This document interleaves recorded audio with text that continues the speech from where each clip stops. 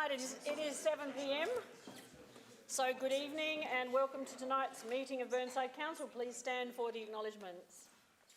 We acknowledge the land we meet on today, that it does include our guests as well. Thank you, and I will introduce you shortly. We acknowledge the land that we meet on today as the traditional land of the Kaurna people and that we respect their spiritual relationship with their country. We also acknowledge the Kaurna people as the custodians of the Adelaide region and that their cultural and heritage beliefs are still as important to the Kaurna people today. We also pay respect to the cultural authority of Aboriginal people visiting or attending from other areas of South Australia and Australia. On behalf of the City of Burnside, I gratefully acknowledge and pay respect to those who gave their lives for this country and its people. And we pray for understanding and guidance in our debate as we make decisions that will impact on the lives of all those who reside, study, work in and visit the City of Burnside. Grant us wisdom as we serve our community. Please be seated. We only have one observer in the gallery tonight, and I welcome Lynn Barton, manager from Campbelltown Council. So please feel very welcome, as you very kindly welcomed two of our elected members at your meeting last week. And they most appreciated that. Thank you very much. Should there be a fire or any other emergency, an alarm will sound and you are asked to follow directions from council staff. And I need to remind you that all council meetings are live streamed through the City of Burnside website, and a copy of tonight's agenda is available by downloading it from this website. I remind elected members of the importance of using their microphones appropriately so that those at home can hear clearly, and I request all that are in attendance switch their mobile phones off or onto silent. And I just remind you that I'm working from the buzzers, so not by raise of hands. So first on the buzzer to indicate who wishes to speak on the motion once we begin our debates.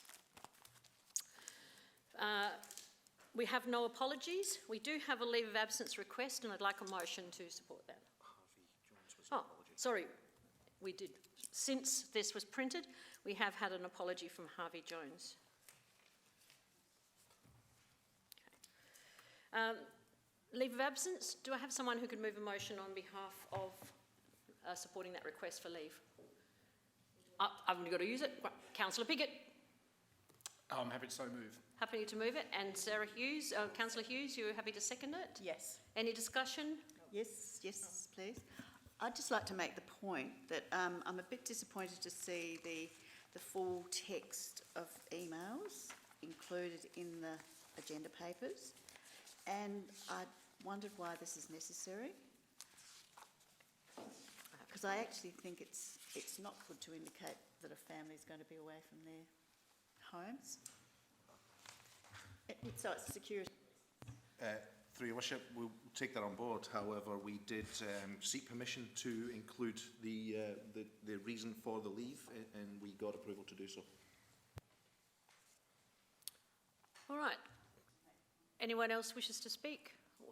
Then I will put the motion. Those in favour, please raise your hands. Those against, carried unanimously. Confirmation of minutes at the ordinary meeting held on the 23rd of July to be taken as read and confirmed. A motion to that, in that direction. Thank you, Councillor Henschke, and seconded by Councillor Cornish. Thank you very much, Councillor Cornish. Councillor Davey, you wish to say? I'm happy to support the minutes. I would just like to see at the beginning, and I'm not sure of the protocol, that we actually include where you deliver the traditional acknowledgement of country and pay respect to the original custodians of the land. We actually include to the Kaurna as the original custodians of the land. Is that possible for me to move now, or? Is it necessary for a movement, or can we just adjust that from the slip rule, or does that have to go to our procedures? Is this for the minutes or the agenda? For the top of the minutes. It's just acknowledging the Kaurna. We can change that. We can. We don't need a motion, but thank you for bringing it to our attention, Thanks. Councillor. I just think that'd look really nice. I agree with you. We do say it at the beginning of the meeting, but it needs to be included. It does. Thank you for that. We have no deputations. Oh, sorry, we haven't put the motion. Those in favour of confirmation of minutes? Those against? Carried unanimously. That we have no deputations, we have no petitions. Questions on notice, point 8, the answers are provided on the page and to those in the gallery.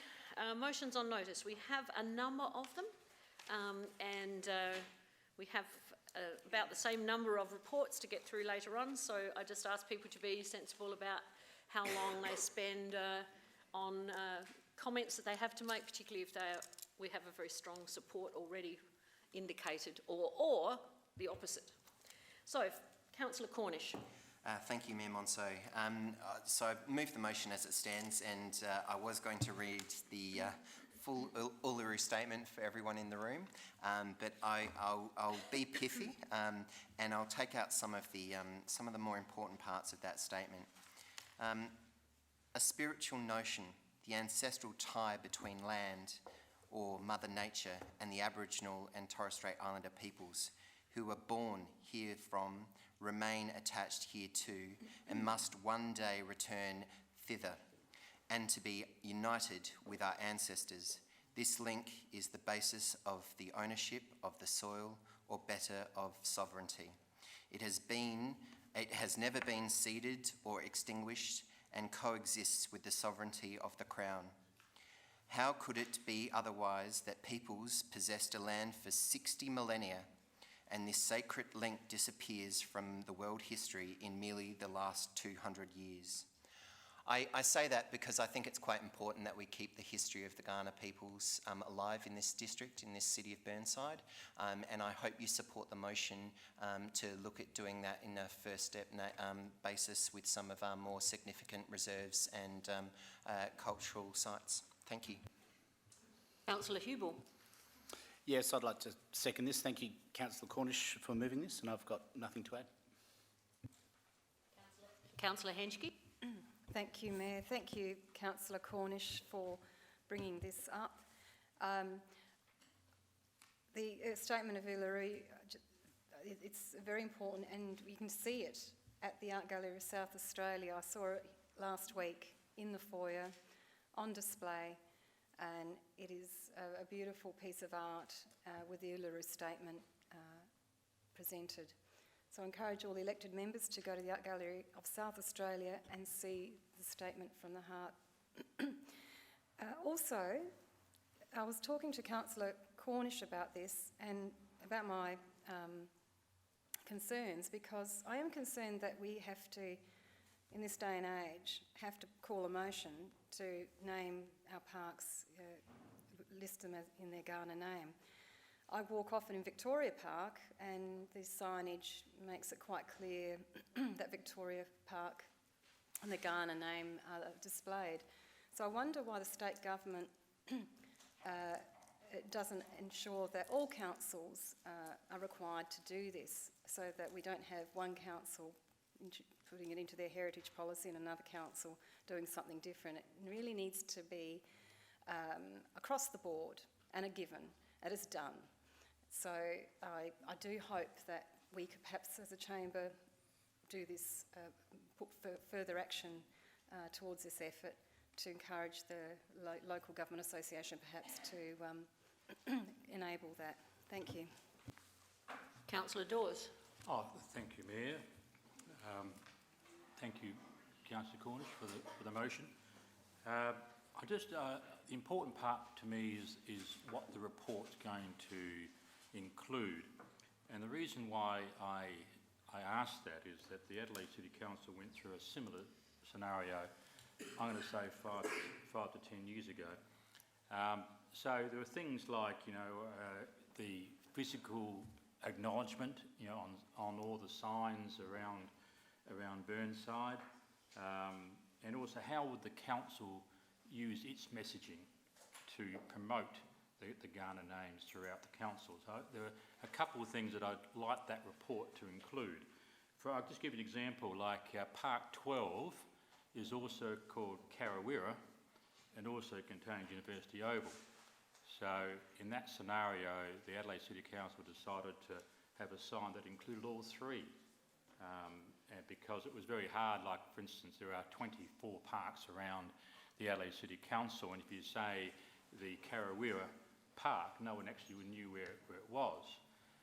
The only occasion I can think of, and perhaps other councillors can also think of, where an Aboriginal name has been taken on board has been Uluru. And I had to think very carefully what Uluru was called, going back, I don't know how many years that was. So mine's just an awareness to the administration to think of all those matters, not just think of names for the various reserves around Burnside, but how it can implement that as well. Councillor Dave. Thank you, Your Worship. I'd like to thank Councillor Cornish for his initiative with this, and I won't go into any long detailed explanation, but I think it's very timely and about time. I think we're lagging behind a lot of other local government areas, and I think it's a wonderful initiative, and I'm happy to support it. Councillor Carby. Thank you, Worship. I think I might be a little bit political here, and just state my my concerns for the motion. Look, I'm going to vote in favour of it, okay? But I just wanted to flag some concerns, and hopefully the mover might be able to address some of my concerns in his summing up, and maybe some of these concerns might be sort of considered in the report. But you know, I'm concerned that it could lead to a bit of a panic, and that is, you know, does this mean that Hazelwood Park would be called something else? Does this mean that the Kensington Guards Reserve would be called something else? So those are some of the things that I'm a little bit sort of cautious about. You know, I don't think we have a mandate for something as political as this is. I have seen Councillor Cornish's political election material. There's no mention of any of this sort of stuff. So I do get worried that, you know, we are going down the road of something that no one has been consulted on. So there's no mandate, there's been no mention of this in my action plan or anyone else's. So that's something to consider, unless there's been something election time that I wasn't aware of. So I'll leave it to the mover to bring this up. I also would like to vent maybe a bit of a frustration, because we've just named 5 streets in Glenside. Only a year ago we named 5 streets, and there was no mention then about giving these streets an Indigenous name, and that would have been a fantastic opportunity. So I'll leave it with you. I will vote in favour, Councillor Cornish, so don't worry. But if you'd like to address some of my concerns in your summing up, you're more than welcome to. Councillor Lam. I was taking your introduction to heart and wasn't going to speak because I totally support this, but given my co-councillor's speech, I'd like to say that we do have a mandate for this. The fact that state and federal governments are dragging, particularly the federal government, is dragging its heels, doesn't not give us a mandate. The majority of Australians, and certainly the ones that I've actually spoken to, definitely want the gap closed, and this is a small way of doing that. So I thank Councillor Cornish for bringing this forward. And if Kensington Gardens is no longer called Kensington Gardens, but known by some other name, 20 or 30 or 50 years from now, like Uluru is no longer called Ayers Rock, I'm happy with that. I actually think that's being inclusive. So in that sense, at Burnside, we pride ourselves as being inclusive, and this is part of being inclusive. So I think we do have a mandate for this, and it's a long, slow change.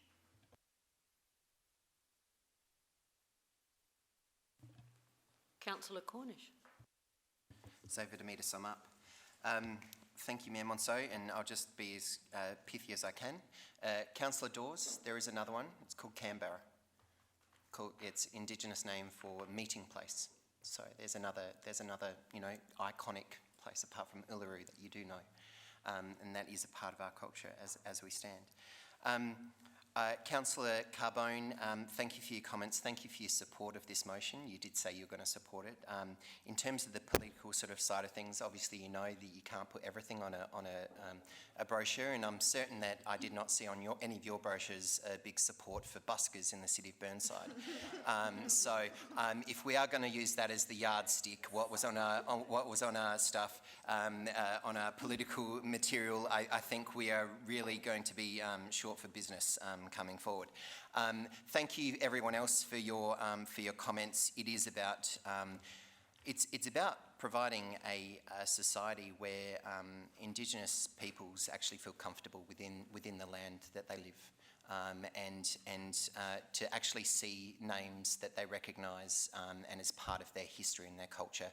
It's very important for them to see. So this is not just about inclusion, it's actually about health at the end of the day, because feeling alienated from the country you live in is not a great feeling, I suppose. So not that I actually feel that, but I think this is one step that we can actually take as a city to actually alleviate some of the concerns that Indigenous people in this country actually have about not feeling welcome within their own country. I put the motion. Those in favour? Those carried unanimously. Can I just like to add my thanks to Councillor Cornish for raising this motion. I think it is significant, and it's a significant step from the City of Burnside towards recognition, reconciliation, and, as you said, inclusion means belonging. And having spoken to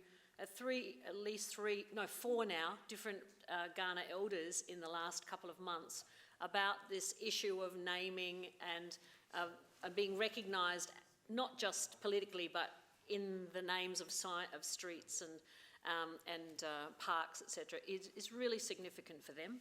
And so I thank you again for that. To 9.2, Councillor Cornish. Thank you, and sorry about this, everyone. Obviously, we're all at the Heritage Forum that was hosted by the Honourable Vicky Chapman, Attorney General and member for Bragg, recently. And at that forum, there are a number of speakers, including the Minister for Planning, who mentioned that he may be open to changing the regulations to allow more local government representation on council assessment panels. That's something that I thought we should try and test, given his I suppose, indications that he would be accepting of such a request. So I put this motion to the chamber to see whether or not we could actually go ahead and amend that. Councillor Lemon? Yes, I'm happy to second this. I too was at the forum and heard the Minister say, right, to me, I'll consider it. So I think it's good. I thank Councillor Cornish for bringing this forward and putting that in motion. And I'm very, very interested to what sort of response we're going to get back. Councillor Davis? And for the third time, the Minister did say that this is exactly the thing that we should do. So there are a number of people that heard it, and I would love to see his response and see if he does come back with something useful. Councillor Dawes? A question, perhaps Councillor Cornish could sum up and indicate his view. We don't actually say there that it should be a majority of members. We've left it unsaid.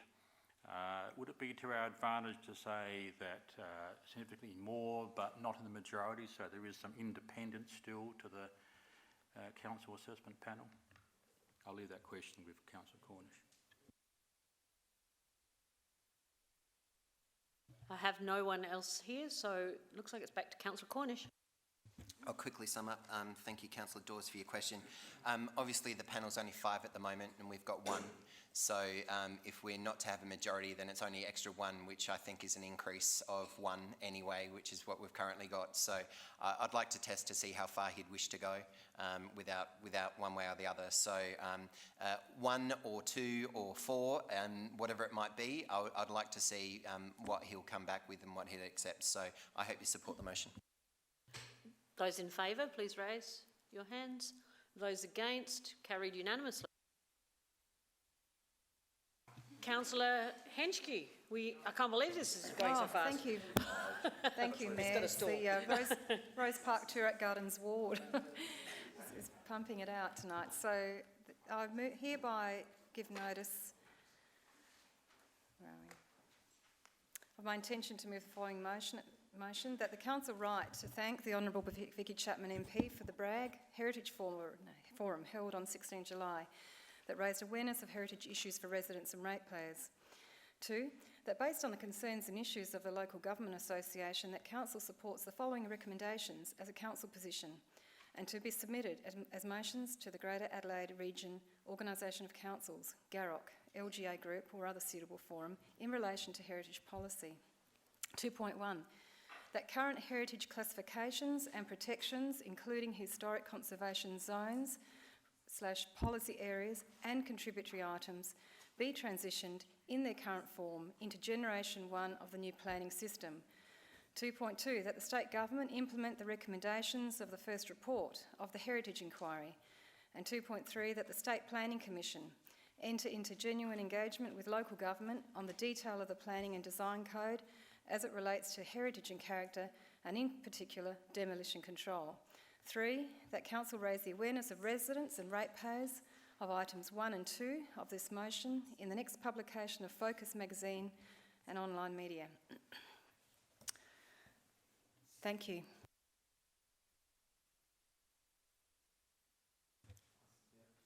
Councillor Cornish? I'm happy to second this motion. Yes, I've actually went along with former councillor Di Wilkins to actually listen to presentations from the Local Government Association and the Property Council of South Australia to the Heritage Parliamentary Committee, Select Committee in there in Parliament. It was quite interesting to hear their recommendations are quite strong from that panel. Mark Parnell, Greens leader in the state parliament, has been doing quite a good job in terms of heritage and has always been one that understands development and how the system works very, very well. I do support this motion as it stands. It's something that we need to support. There's a lot of heritage in the city of Burnside and we need to protect it at different layers and levels, and to support the state parliament's recommendations from the heritage panel is very important, so I support it. Councillor Hughes? I just have a question which I'm not sure if I direct this at Councillor Henschke or administration. I just want clarification. 2.2 and 2.3 appear to me that we're trying to direct. It has to go to councillor, to the administration. Can I ask the question? But the answer could be provided in her summing up. Just the 2.2 and 2.3 to me read that we are trying to direct the state government, and I don't know whether we can actually do that in a motion, or am I misreading it? Because we're saying that the state government implement recommendations. I don't think we would technically be able to do that. We would seek support from them to implement something, but I don't. Does that make sense, what I'm trying to say? Through your worship, it does make sense. However, my reading of the motion is that it's we are supporting the LGA position, and we're supporting those recommendations only. So it's not instructing; it's supporting the recommendations made. Okay, no, that's fine. Thank you. Don't have any other names on this list, so I'm going back to Councillor Henschke. Thank you, Mayor. Thank you, Councillor Cornish, and thank you all for putting effort into protecting the heritage of the city of Burnside. We all have our part to play. This motion is verbatim to the Local Government Association's recommendations to GAROC, motions to GAROC as well, so I haven't invented anything new here. It's aligned and consistent with the Local Government Association. So thank you for all, and please support this. Those in favour? Those against? Can I just point out now, for the gallery's sake, that these three motions were motions that were in the last council meeting that we didn't get around to getting to, so that some of them might seem a little bit delayed in their coming to discussion here, but that's the reason why. So now we're moving into the newer, more recently tabled motions, and the first one comes from Councillor Dawes. Let's go for 4 in a row. So, see how we go. I, Councillor Dawes, do hereby give notice of my intention to move the following motion today at this council meeting, that public question time be reinstated in accordance with the rules adopted by Council on the 27th of November 2018 until the existing code of practice for meetings and documents, access and procedures is considered by the Council. I did have the opportunity of reviewing the YouTube vision of the public question time debate from the last council meeting. I was confused, and perhaps other councillors were too, by the debate, as it became mixed up with the administration's draft proposal to amend the rules for public question time, which some may have felt went too far. At the same time, there were a number of comments made by my fellow councillors during the debate. And I'm going to not name the councillors, but you probably will recognise what you said. One councillor said that public question time is a really good initiative. It can be better. Another councillor said, public question time is active, it is real. Another question said, not to have public question time while we are reviewing its rules is not a good look. Another councillor said, I do not object to the sentiment of public question time. And the fifth councillor says that my preference is to have any resident questions put through their local councillor. So there are a variety of views there, and I recognise that. On Councillor Turnbull's suggestion, we both attended the public question time at the last Campbelltown Council meeting, and we were very warmly welcomed. The questions there were strongly put, and all were handled in an unflappable manner by the Mayor and the staff, with no elected member involvement. 15 minutes were allowed, a maximum of 5 minutes per questioner. I would only have one question per person, but that's just a personal view. A full gallery was there for a variety of subjects, not just on public question time. And they certainly would have got the impression from that public question time that this was an open and transparent council. It may take some time to improve the rules for public question time. There are a variety of views I've already said amongst councillors, and even though we have a second workshop this Thursday, I do not expect a final version immediately. I think there's a little bit of toing and froing still to come. Hence, let's reinstate public question time. We may even find there are further refinements we can make while the current version is in operation. I seek your support. Thank you. Councillor Hubel. Yeah, I'd like to second this. I think it was premature ending public question time while there was still an intention within the chamber to retain it in some form. I think the better course of action is to keep the status quo while we find an alternative that is better in our mind. So I support this. Councillor Dave. Look, to my mind, this has been a virtue signalling type of exercise in many ways, and it was put to me before the discussion that how would it look if we voted against this? Now, to my mind, how many emails have you received from the almost 50,000 Burnside residents about the removal of question time? How many angry emails have you received? I've received none, not a single one. The fact is that our question time, and I think everyone here would acknowledge, has been used to throw mud, and it hasn't been constructive in many ways. There has been a number of questions which have been useful, which have been good. However, it has definitely not been the majority of residents or a large amount of people who have adopted this and have come up to this chamber. And so at the moment, it's not working. And I understand that for the last period of time that we haven't had question time used in that way. However, that time will come to an end, and I assume that it will restart quite shortly. The thing is, the virtue signalling that you want to try and communicate to our residents is that we're somehow open and transparent, that question time achieves that. It's just not the case. Any resident at any time can call you. My number is available on the website, and they can call me about any issue, and they can ask me a question, and they can get my help to go and pursue it. And so every single councillor here is available in this way. They have every single one of our emails. Now, to my mind, I have an alternative view of what public question time should be. In my view, it should be something which is more widely publicised. It should be something, essentially a community forum, when any member of the public can come and ask questions, and it's publicised and there's specific time set aside for that. And that's the discussion that I would like to have. So why don't you wait until we have that discussion and at least have that view? My understanding is the workshop is not that far off the horizon.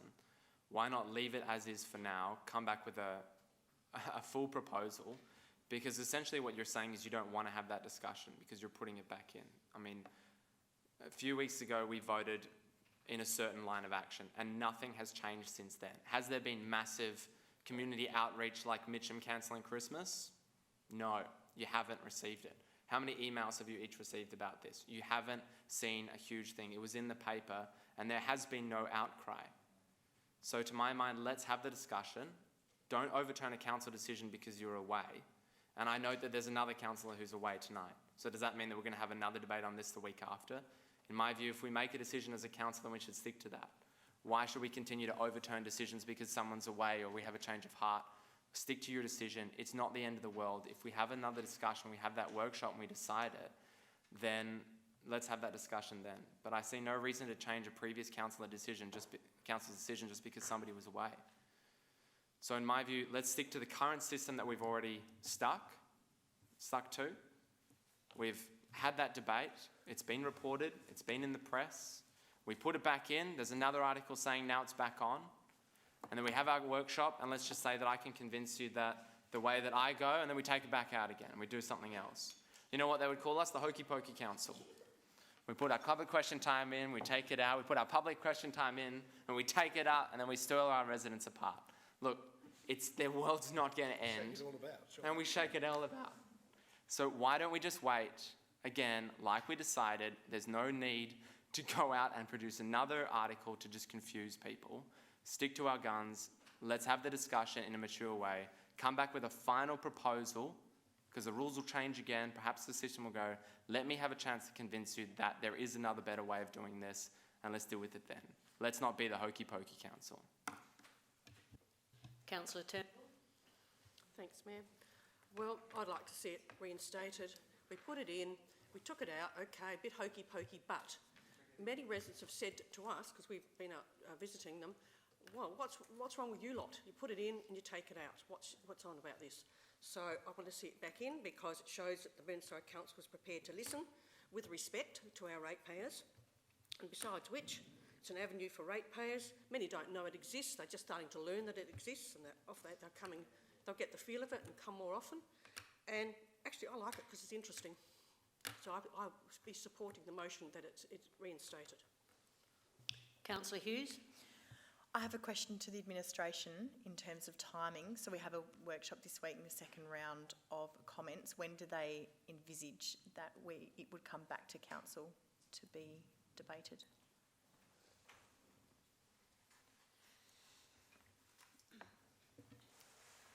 Through the Mayor, the workshop on Thursday will be discussing some draft guidelines for the public question time based on feedback received to date.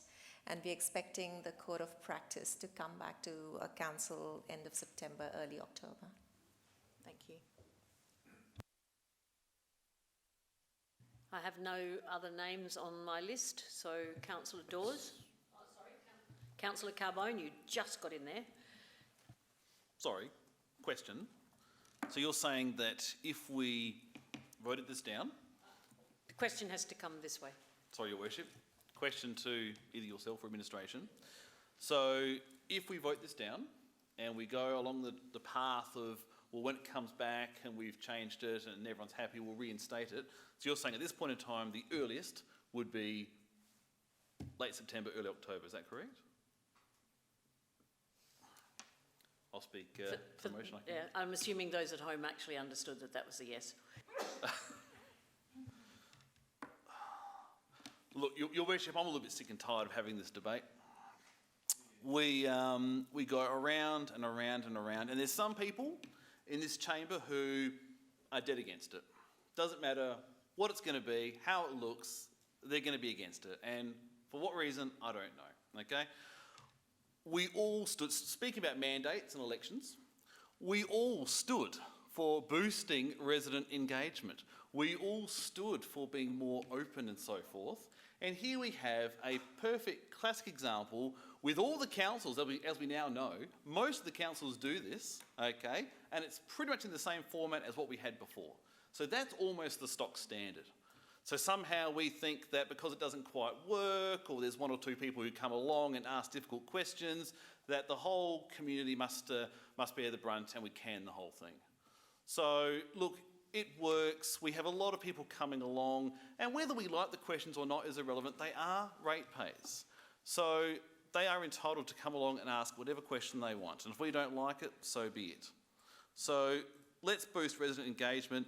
And I'll be honest, when we did vote last time with the amended motion from Councillor Hughes, I will admit that I was a little bit confused, okay? And I'm sure if some of us are honest enough, they'll say the same thing.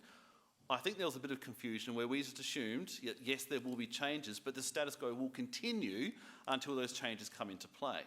I didn't really intend to vote to can it, and then maybe, could be, should be, it might come back. So I'll admit that there was a bit of confusion. And in terms of this comment about overturning it because of the numbers and so forth, that's not the issue at all.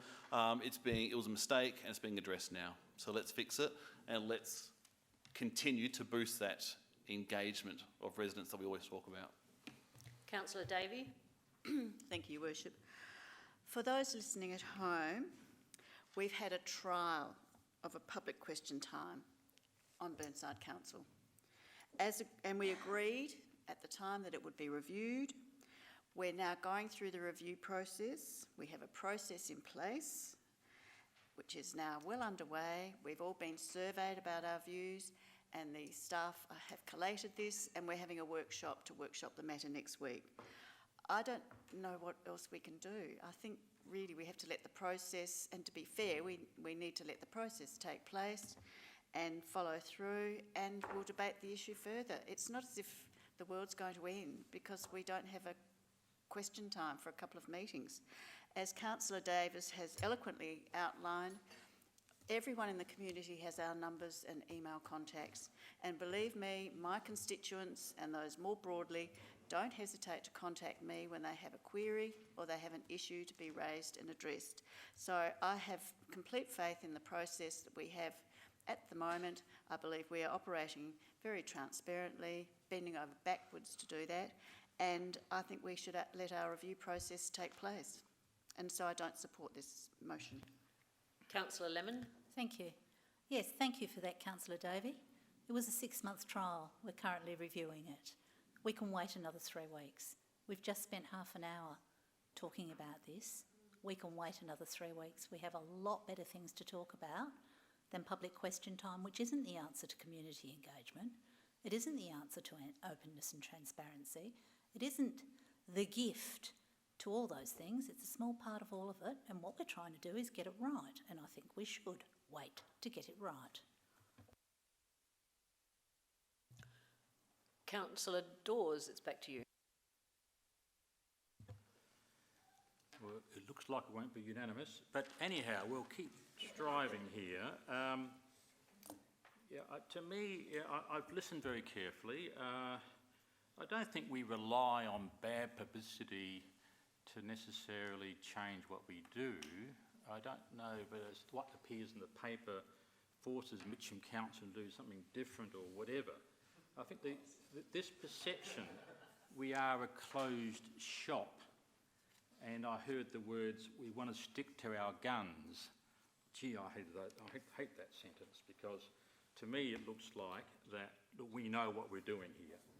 Now today we had an email from a resident on West Terrace, and he was complaining he had no response. And so I thought, well, perhaps in Councillor Davies' award, that she might receive. Can I just It's not a explain? point of order. He's actually making a point in relation to something that you said about everybody contacting So- elected members. And the point I think Councillor Dawes is making is that not necessarily does everybody respond. Right, so with Councillor Davey, people contact her, right? Excuse me, but there was no mention of any name by neither Councillor Dawes nor myself. He did mention her. Apologise. Who was? Yeah. So with Councillor Davey, Dawes, perhaps you could leave out the name or apologise, okay? right, I apologise. Not username. What I'm saying is that some councillors may receive direct contact with residents, but that doesn't necessarily happen all the time. So we had this example today where a resident has emailed everybody and had no response from councillors and is upset. So that was an opportunity for them to come to public question time and ask why I haven't received any response.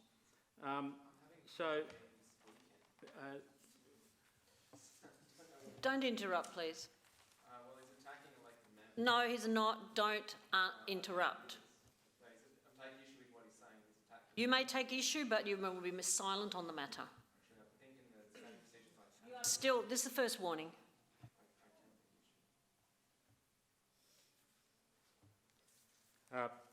So what I said back in May was whether it's a good idea, a complaint, an observation, I'd like to hear about it openly and transparently. And I'm saying that again tonight. I love the spontaneity of public question time. And of recent meetings, it has been of advantage to this council. Yes, we've had a couple who have asked some very, very difficult questions and may have a different agenda to this council. But in the majority, I believe the questions have been useful to this council. I still seek your support. Thank you.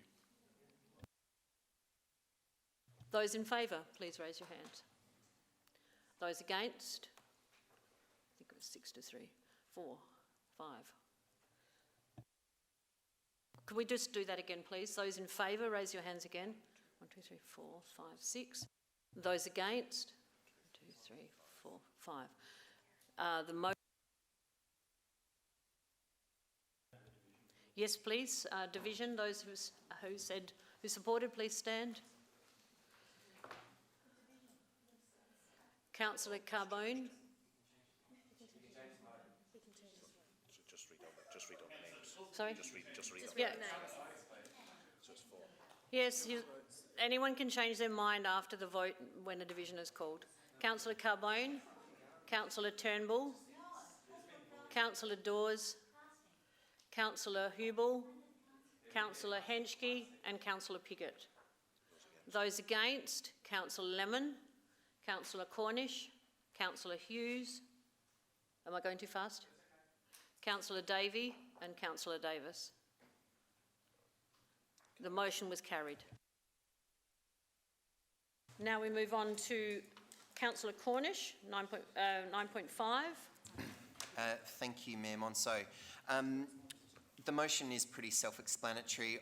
Some of you have probably noticed in the media a recent call for more public transportation in the Adelaide Hills, and certainly down in the Fleurieu. A report has been circulated. I circulated everyone a link to the report.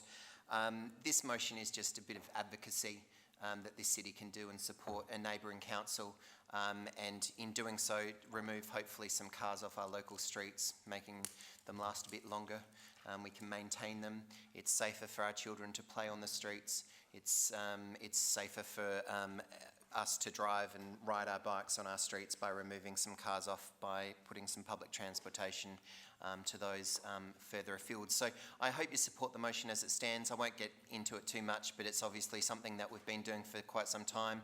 You can see back in March of 2012, we also did a follow-up there as well to try and reinstate the train line to Mount Barker, given that population was booming or planned to boom to 35,000 plus, and obviously make our streets very, very full. So I hope you support the motion. Councillor Henschke. I'll second that, and it is extremely important that we continue to fight for less congestion.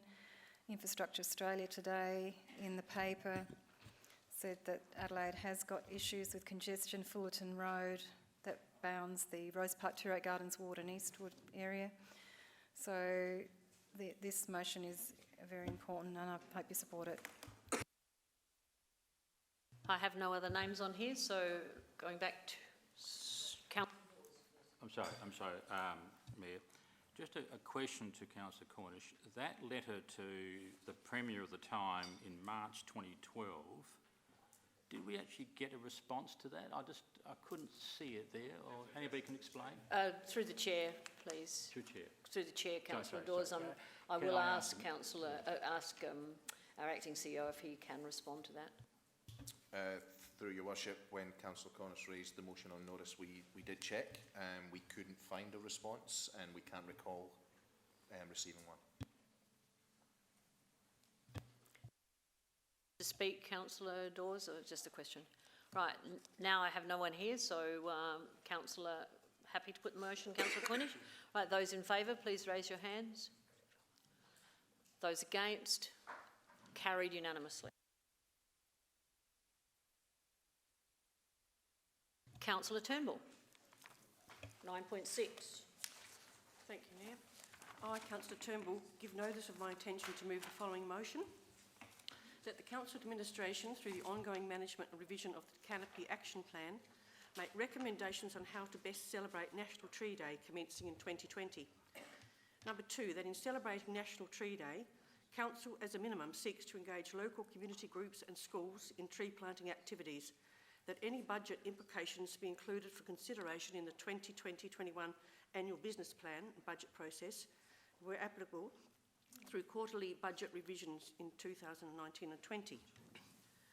Right, well, we all know about the tree canopy in the suburbs of Burnside is one of our most valuable assets.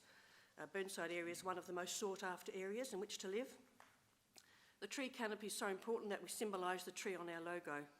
But in recent years, the City of Burnside's been missing an opportunity to celebrate National Tree Day, a day, or it's two really, that should be held in high importance.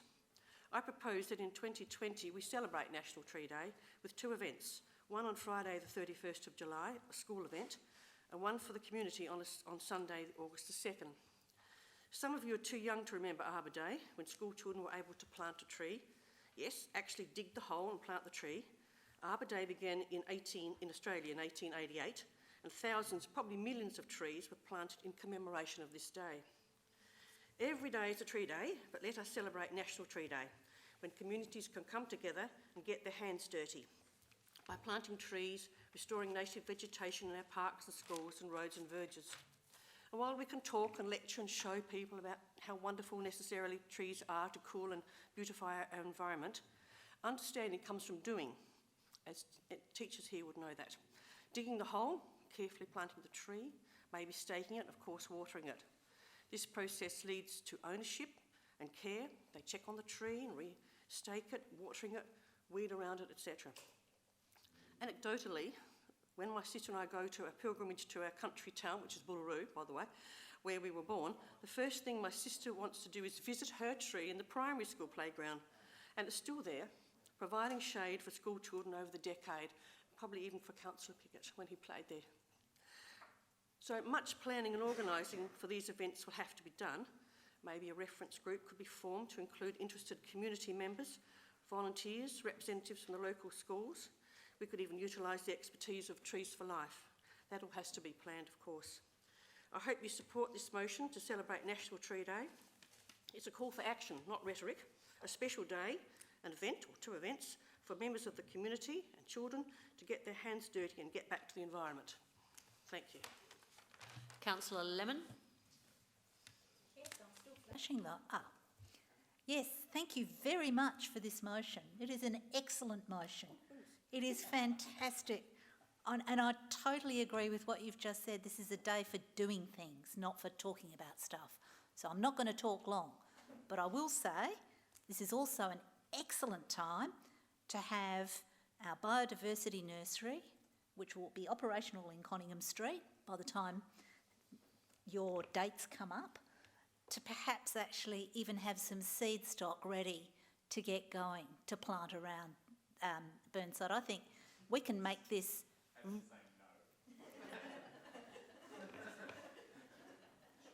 We can make this a really fantastic event where we can in fact do a lot in terms of talking about how trees are good for the environment, how they mitigate climate change within a small environment area.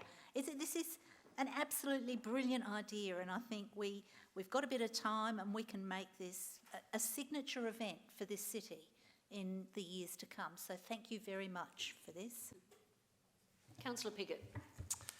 Well, firstly, I probably should declare a slight conflict of interest, really, because Councillor Turnbull is right. Growing up in Bullaroo Centre, I probably did benefit from the trees that she planted all those years ago. And Bullaroo, if people don't know, it is a place that trees have got to be bloody tough to live in Bullaroo Centre, as do the people possibly. But you know, having that's right, which is why I'm in the leafy eastern suburbs of Adelaide. Very true. It is a good idea, though. I don't say this much, but I think I am too young to remember Arbor Day. But we very much identify with the tree, Burnside. If anyone was going to take this on and actually make something quite significant of it, it should be Burnside. So I very much support Councillor Turnbull's motion. Councillor Henschke. I support this motion, but I'll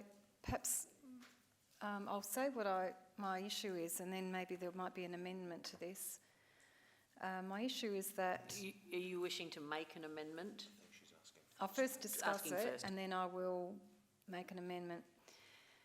My issue is this is a great initiative, but I wonder how many other environmental events, national environmental days there are, and I've just found there's a calendar of environmental events. So to be helpful, I'm thinking that perhaps the administration can provide us with a report or a list and priorities, and we can decide, or they can decide on a calendar of environmental events or other events that we pay attention to. And this has happened already with Peace Day on Alexandra Avenue, where we became aware of it, and today we've become aware of National Tree Day. So can I make an amendment then, number 3?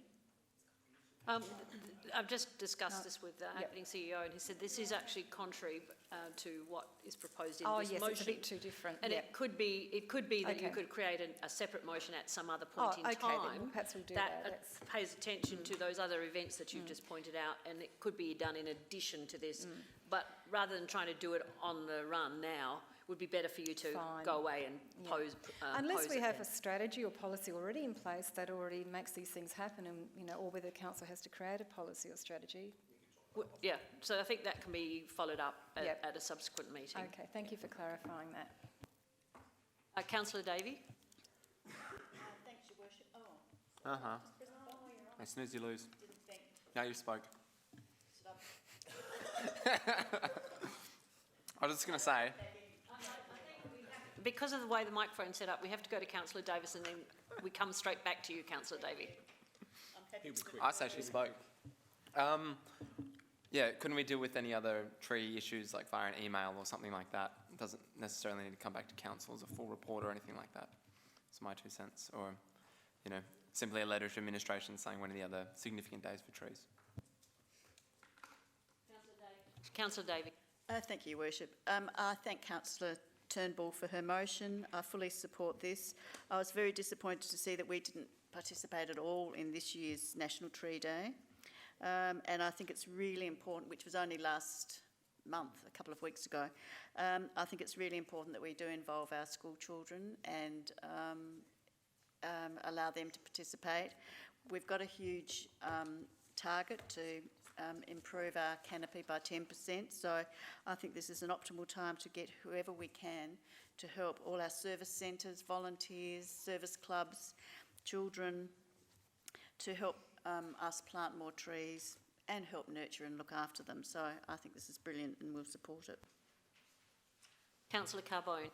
Thank you, Worship. I'm loving everything that people are saying in the room tonight. I've heard things like call for action, doing things, not talking. It's a signature event. I'm sure you know where I'm going with this, by the way. Signature event. The mover talked about how it's our brand. You're talking. Let's get on to action. Done. We should get on to action and not talking. Now, this is obviously going to come up as a budget for next financial year.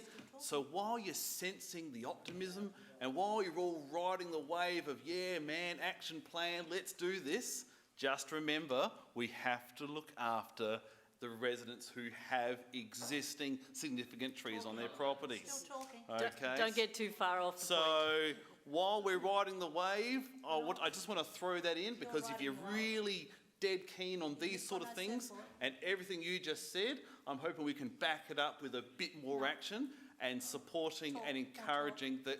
Would you shut up? And looking after and encouraging those residents that do the right thing in our community and have a significant tree on their property. They wear all the costs while the community get all the benefits. So Councillor that's all I'll Calvo. say. Okay, because you're getting off task again. All right, I don't have any other names on here, so I'm going to go straight back to Councillor Turnbull. I like your rhetoric, but that's You've got for to people dominate with trees on their property. We're talking about parks, schools, verges, not on properties in a way, which would be wonderful. Basically, thank you for your support. Really, if we're serious about climate change, supporting National Tree Day will have environmental benefits for years to come, and I really hope that you support this. I can't see every school child planting a tree, my goodness, but I'm sure we can work something out that the schools are represented. I asked my 8-year-old granddaughter, have you ever planted a tree? She said no. So some children don't, and so maybe they can, and it'll be good. Thank you very much. Those in favour? Those against? Motion is carried unanimously. The next one is questions without notice. Do we have any questions without notice? Oh, sorry.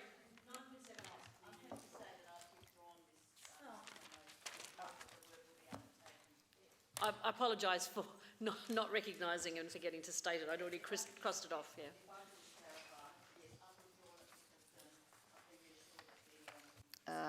Garden entrance will be replanted and supported before the swimming season opens. So I'm happy to withdraw this. Thank you.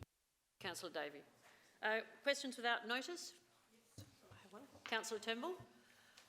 My question is, what was the cost of distribution via the letterbox drop of this flyer about Engage Burnside, which is a piece of paper telling us that we have to go onto the computer?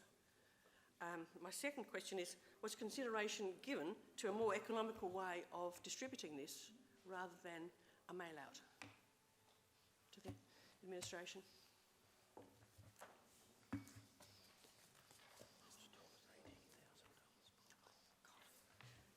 Right. Through the Chair, thank you for the question, Councillor Turnbull. I haven't got that information at hand, but I'm happy to provide that by Infodoc in the next week. Thank you. To all elected members. Thank you. Any other questions without notice? Motions without notice. I haven't been informed of any. So reports of officers. First of all, I will go through this list and ask you to indicate if you wish to withdraw it for discussion, for debate. So, and I will be using the machine, okay? So, turn your microphone off first of all, please. Councillor Lemon. 12.2, Councillor Piggott. 12.3, nobody, so we can look at that one right away. Councillor Cornish is moving, seconded by Councillor Hughes. Those in favour, please raise your hands. Those carried unanimously. 12.4, nobody here, so anyone wishes to discuss or to move it now? Councillor Davey, Councillor Lemon. Those in favour? Those against? Carried unanimously. Footpath policy, 12.5. Councillor Lemon. 12.6, portion of Knox Terrace Sky. Sorry, apologies, I misunderstood. Okay, you wish to, well, I do have somebody who does want, I think we've moved ahead, maybe. Councillor Henschke, did you want to raise the footpath policy? Okay, so Councillor Henschke wishes to withdraw that one. 12.6, portion of Knox Terrace. No one. So Councillor Lemon, do you wish to move this one? All right, Councillor Lemon, seconded Councillor Piggott. Those in favour? Those against? Carried unanimously. 12.7. Yes, please. Councillor Davey. Right, we'll go back now to Councillor Lemon, 12.1.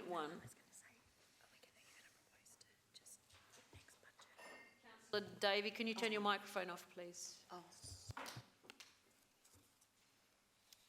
Thank you. Thank you for this report, Administration. I've got two things to point out. One is on page 33.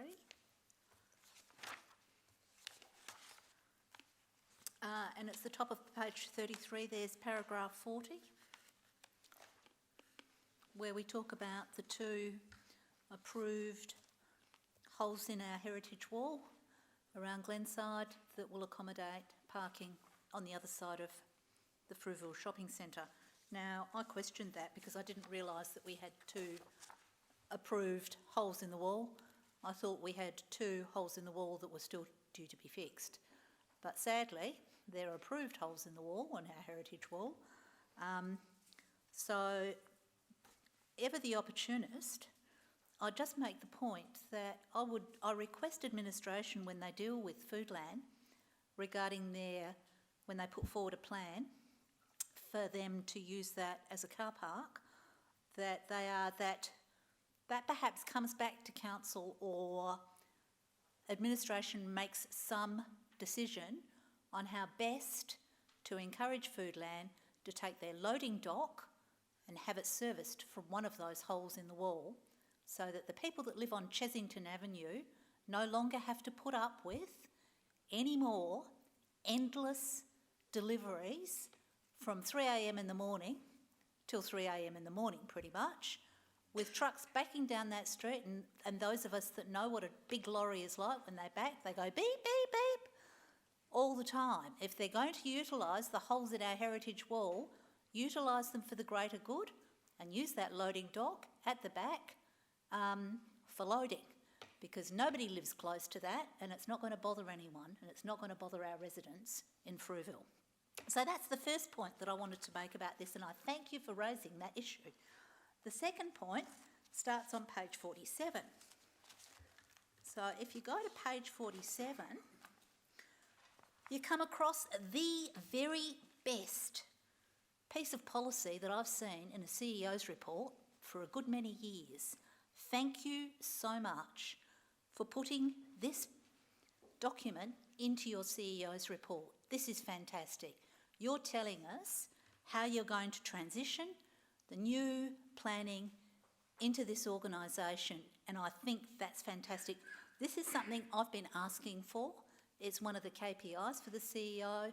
We've been wanting this for a long, long time, and we've got it, and I am ever so grateful. So that is all I wanted to say about the CEO report, and we should all be really happy that we've got this and we're going to have this on a regular basis.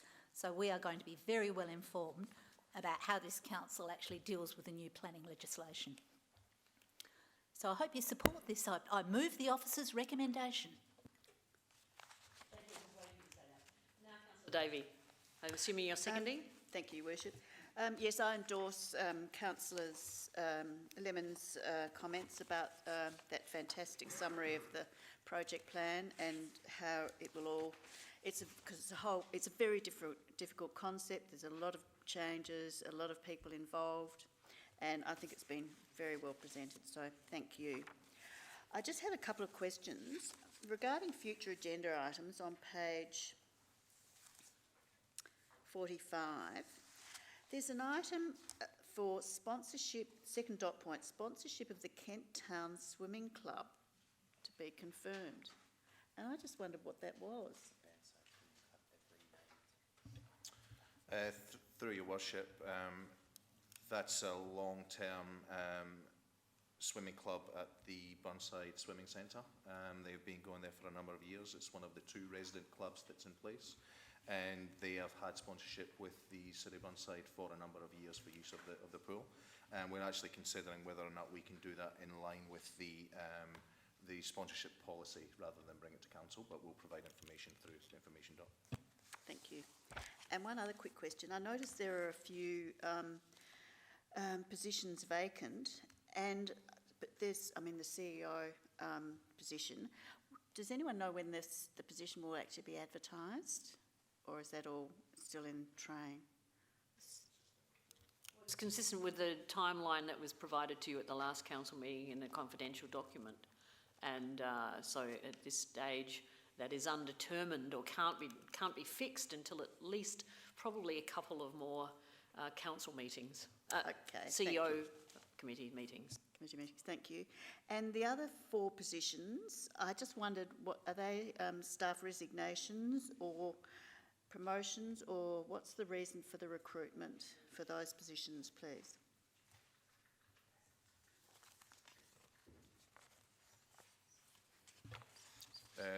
Through your worship, of those, the only recent resignation was the historical and cultural officer position, and we have to recruit for that one to meet our programme needs. The rest were all being acted in positions as part of a review within those areas, and now we're proceeding with the permanent recruitment of those positions. Thank you. Thank you. Councillor Henschke. Thank you, Mayor. I'm looking at attachment D, which is this project plan, and I've carefully read the project plan, and I support having a project plan because the project is to protect the heritage and unique historic character of the city of Burnside. But nowhere in this document do I read that that is the intent. Unless I'm missing something, I'm not reading here any mention of our strategic objectives. I do hope that they are in there. If not, we need to add them tonight. I'm also aware that the key stakeholders does not list pertinent stakeholders such as the National Trust, the Community Alliance. So I recommend that we also dot point any other pertinent stakeholders as they arise, because over time the community are forming their voice and we need to recognise that and not ignore it. If the Mayor can, if through the Chair, if I can have guidance here on how to put these into a motion, please. Thank you. Through your worship, as with all project plans, they're quite fluid in its nature, and we will provide regular reports back to council with respect to our progression with the response to planning reforms as we proceed. Any changes to nominated stakeholders will be updated as part of that project plan and would be included as we proceed. What I didn't actually catch the first part of your question, so I wasn't quite sure what you were referring to. Sorry.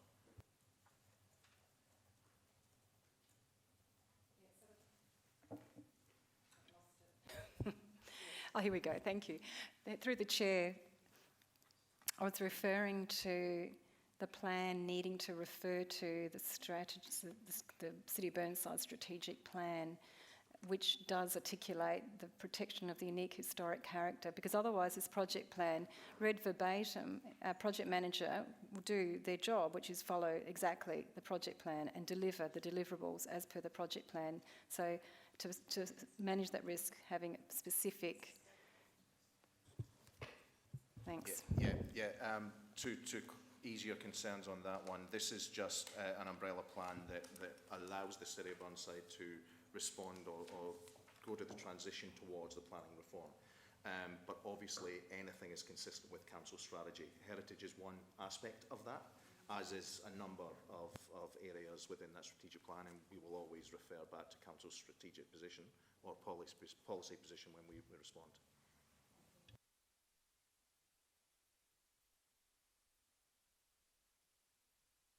A clear screen, so I'm going to go back to Councillor Lemon. Thank you, and I feel that I just need to say that this is a transition project plan. So this is how the new state government planning legislation that was enacted in Parliament in 2016 will transition and actually replace our current development plan. So this is how it's going to transition, not just about heritage, it's about green space, it's about whether the portal is going to cost us an arm and a leg, it's how we're going to be charged, it's whether we're going to have a community assessment, a council assessment panel or a regional panel, it's whether we're going to do any of this stuff. In a lot of ways, we don't have a lot of control over this. What we can do is we can actually make provision to the state government at various stages as we transition into what is already law, that we can't really change that much. We can change the way it operates a bit, but we can't change the we can ask to change the legislation, but that's always pretty hard given that it was enacted in 2016.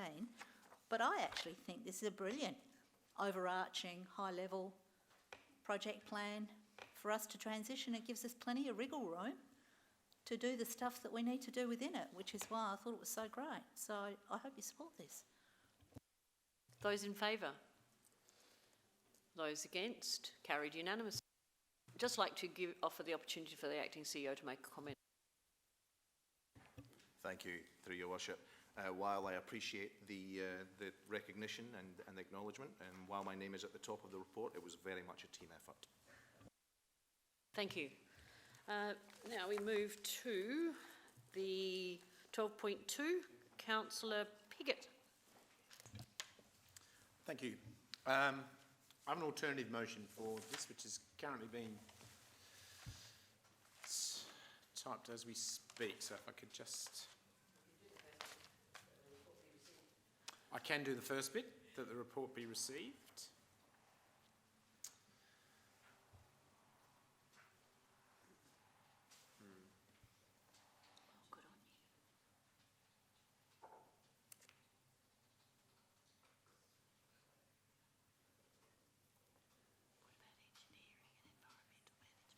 They're already covered the other four.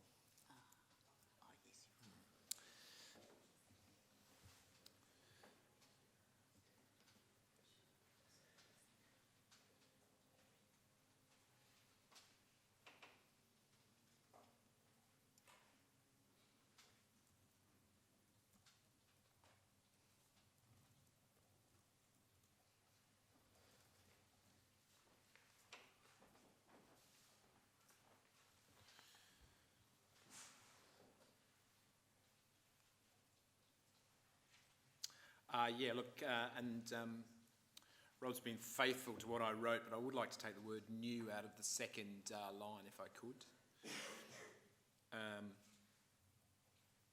Only new implies the incumbent wouldn't necessarily win it, and that's not necessarily the case. So, that the report be received, that council requests that Brownhill, Keswick Creek, whatever, advertise for and recruit a board member with specific skills in finance and governance, that the acting CEO write to all member councils explaining council's desire, councils with an apostrophe, desire to test the market prior to appointment of board members for 3-year terms to the BHKC board. My logic on that, and we've been, as you've seen in the report, there was the subsidiary's not been going very long, and the board was actually appointed in one hit 12 months ago, and in regard to 5 of them. And what they did was get a good range of skills, and in order so that it didn't sort of, they all came up at once for renewal. They were each given, some were given 1, some were given 2, some were given 3-year appointments. Jeff Vogt was the unlucky one and got the one, and we're considering this because his time is up, and what happens next is the question. When you look at Brown-Cazett Creek, it's been a project that's been around a long time, but in my time here, it's been only recently a subsidiary, but prior to that, a project that Burnside signed up to quite a long time ago. But that does require quite a chunk of money from Burnside to contribute our percentage of sorting out the flooding problems around those creeks. And so from that point of view, setting up the subsidiary and setting up a capable board was a really important step forward that was achieved last year. And what's happening here is that we've got a member who has come to the end of their term. The question is what happens next. What's been recommended is reappointment of him for another 3 years. I just feel as a point of principle that that's not perhaps a great thing, and the fact we should go out and see whether what the market has to offer. Jeff Vogt, who is the incumbent, is not devoid of skills in finance and governance. When you look at the board, the other 4 are all something else. There's an engineer, a lawyer, someone doing environmental management or expert in that, and a project manager.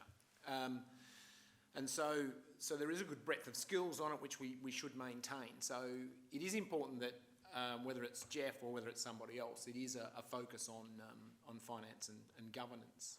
But as a principle, I think it is something that this project really is very much around finance and governance. It's a big pool of money coming from the member councils that they need to manage in terms of the project over a number of years.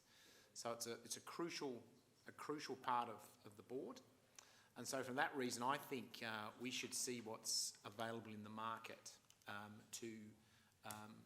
to actually, get the best person for that going forward. I think it's in our best interests and it's in the best interests of the subsidiary. Number 3 was only we're in a situation here where it is a decision of all member councils. The preference, of course, is when we're asked to do these things, is we all wave them through and we all say, yes, that's okay. I just feel perhaps it's important to just independently inform councils directly, our fellow councils on this subsidiary, of really the fact our desire comes from wanting to actually get the absolute best person out there as opposed to just reappointing without finding out what is in the market. So I feel that's the right thing for Burnside to do, and I'd appreciate your support. Councillor Davey. Thank you, Your Worship. Yes, I'm happy to endorse this, support this motion. I agree with all the points that Councillor Piggott has made. I think for a 3-year term, I think it's entirely reasonable. As I spoke to last time a position was sent to us to be rolled over, I think it's really in the best interests of good governance and, as has been outlined, for balance and breadth and depth on the board of the subsidiary. Also, I think it's not very. I really don't appreciate that we're sort of being instructed that we really need to approve the recommendation that they have made to us, because I note that their nominations committee met on the 11th of July, and Mr Vogt's term, I believe, term expires on the 2nd of August. The planning and organisation hasn't been really very good for this, and I don't believe that in that case we should just roll over the appointment. I really think we should advertise it. If Mr Vogt's the best person for the job, well and good, but I think it's in the interests of good governance this should be the case. Thanks.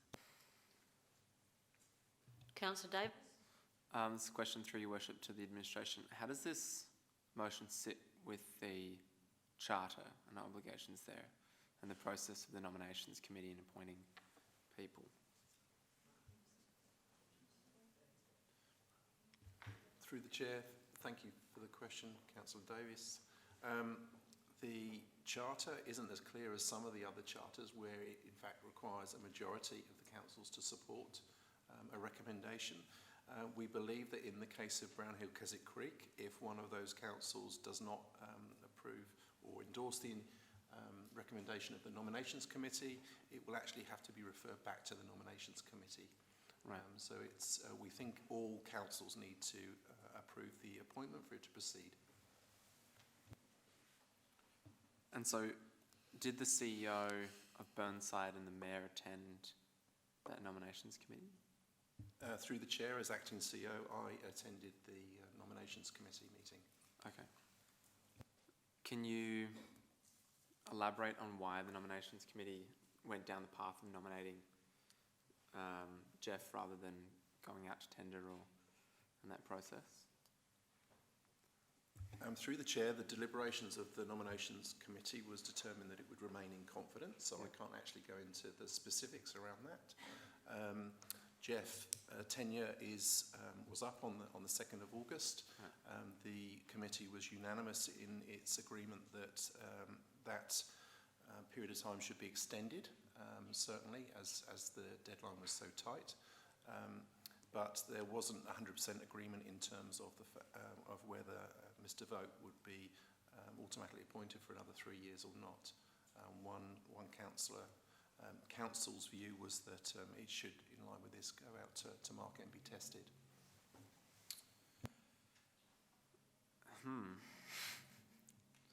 You wish to comment, Councillor Davis, or? I potentially would like to move an amendment that he be appointed for another year, and that we then express to the other constituent council we go do the recruitment process rather than doing it right now. What do you think? Wendy? That would have to be the order. And then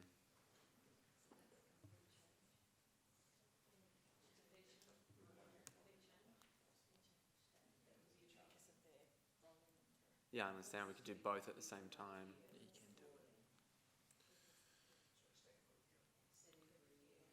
So it'd be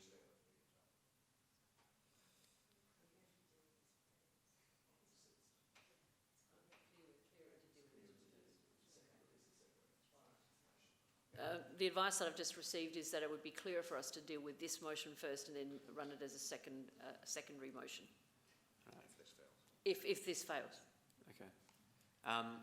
I don't feel that I really have enough information. Like, I agree with the sentiment that we should go out. We should go out. I don't actually understand what the deliberations were of the appointments committee, and I don't disagree with Councillor Pickett's motion. But I think perhaps that if we put up another motion to appoint him for another year, and then go out whilst we streamline that, and then essentially indicate that at the next time round we would want to go out, then what we wouldn't be doing is prejudicing the other councils from, or the current position of the board members. So I think I'll vote, unless I have a question. Do I have a question from the administration? Do I have a question to the administration? You certainly can, but I think they also have a comment that they would like to make. Okay. What should I do? Okay, thanks again for your deliberations. There's 2 points there. First of all, any motion that we went back with in terms of suggestion would have to be agreed by all councils involved in this. And there are obviously no guarantees in doing that. The second thing I think that was pointed out in terms of the discussions from the committee that I am able to talk about was the importance of the staggered expiry of the different board appointments.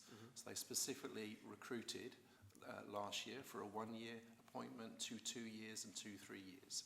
And that's very important, so that there was some discussion over Mr. Vogt's tenure. There was discussions about how long that should be, and it was very clear it should be 3 years to continue that process, because in a year's time 2 of the board members will already be due for expiry, and if Mr. Vogt was also set for a year, there'd be 3 members of the board coming up. So I think there would be issues about us recommending a year's extension. Would it disrupt? I could just pause my speech. Would it disrupt the cycle? Like, so if you brought in somebody else, and then you could appoint one person for 2 years and the other two for 3 years, and that would get you back on the cycle as well. So it wouldn't disrupt that cycle. There's a way you can get around it.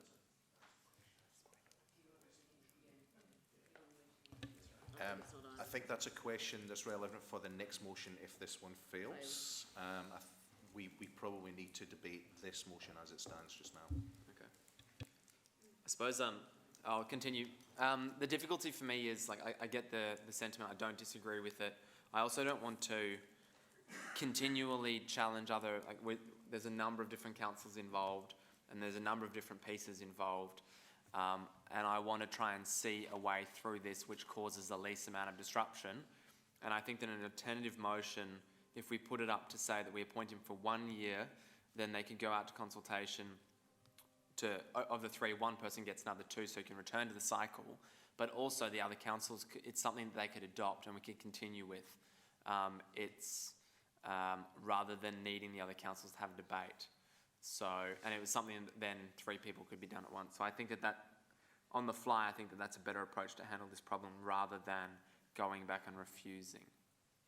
And that's my 2 cents. Councillor Lemon. Thank you. May I ask, have the other councils met about this yet? Does anyone know? So we're first up again. Before Councillor Davis actually spoke, I wasn't going to support this, and I wasn't going to support this for 2 reasons. I would draw members' attention to paragraph 15 in the first instance. Following selection of the appropriate candidates, the committee makes a recommendation to each of the 5 constituent councils. Now, our candidate was only selected 12 months ago. There was an open call 12 months ago. It's a heartbeat away in a real sense. In real terms, 12 months is not a long time. Then I would draw Council's attention to paragraph 29. Given the time already expended on the previous process, rejection of the committee's recommendation would hinder the establishment of the board, which would further delay the project being executed. I was first elected to council in 2010, and one of the things I remember about this project is it was a dog's breakfast from the start. The state wasn't taking responsibility.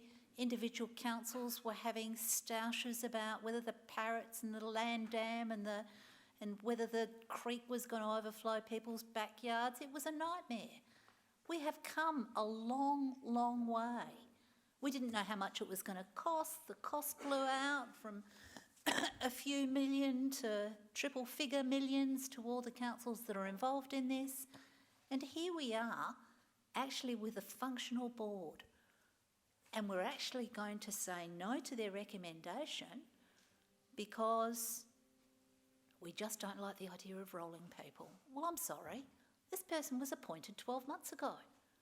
You know, like I say, in real terms, that's 5 minutes when it comes to selection processes. And he just happens to be the first up that was on a 1-year appointment as opposed to a 2-year appointment. I mean, if this was one of the other councils and their appointment, would we be having this same conversation?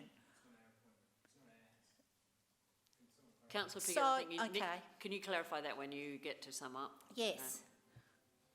I just feel that Burnside is once again being a princess here.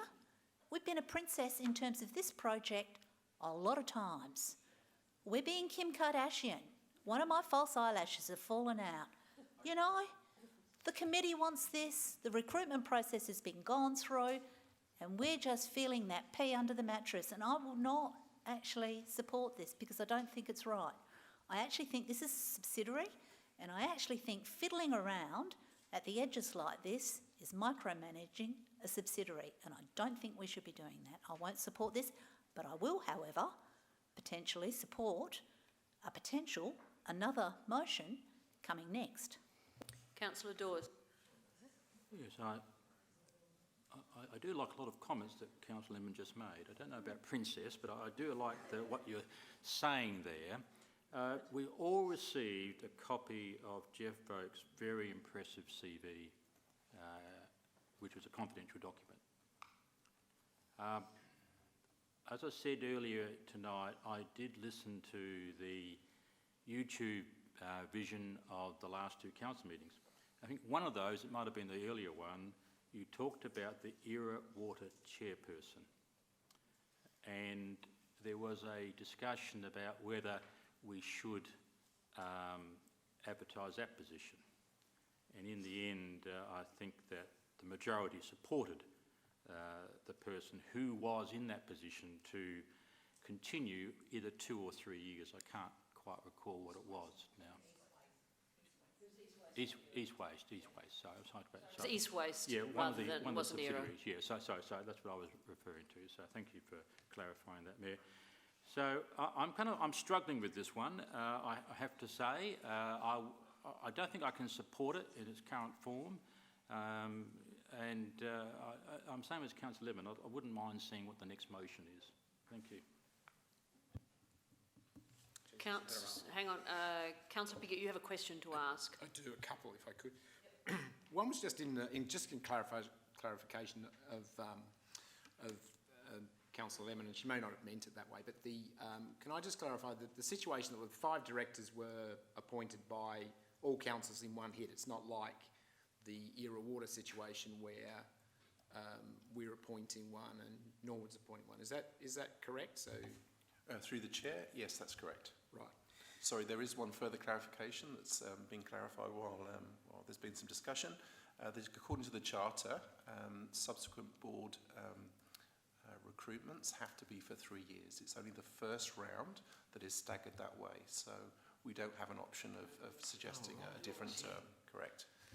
So what you're saying is the alternative motion is not a runner in regard to from Councillor Davis, right? Okay. Do you happen to know, this might be tough, how did they work out who got 1 and who got 2 and who got 3? Through the chair, that question did come up at the nominations committee meeting, and there was no particular reason why that allocation was made that way. Okay.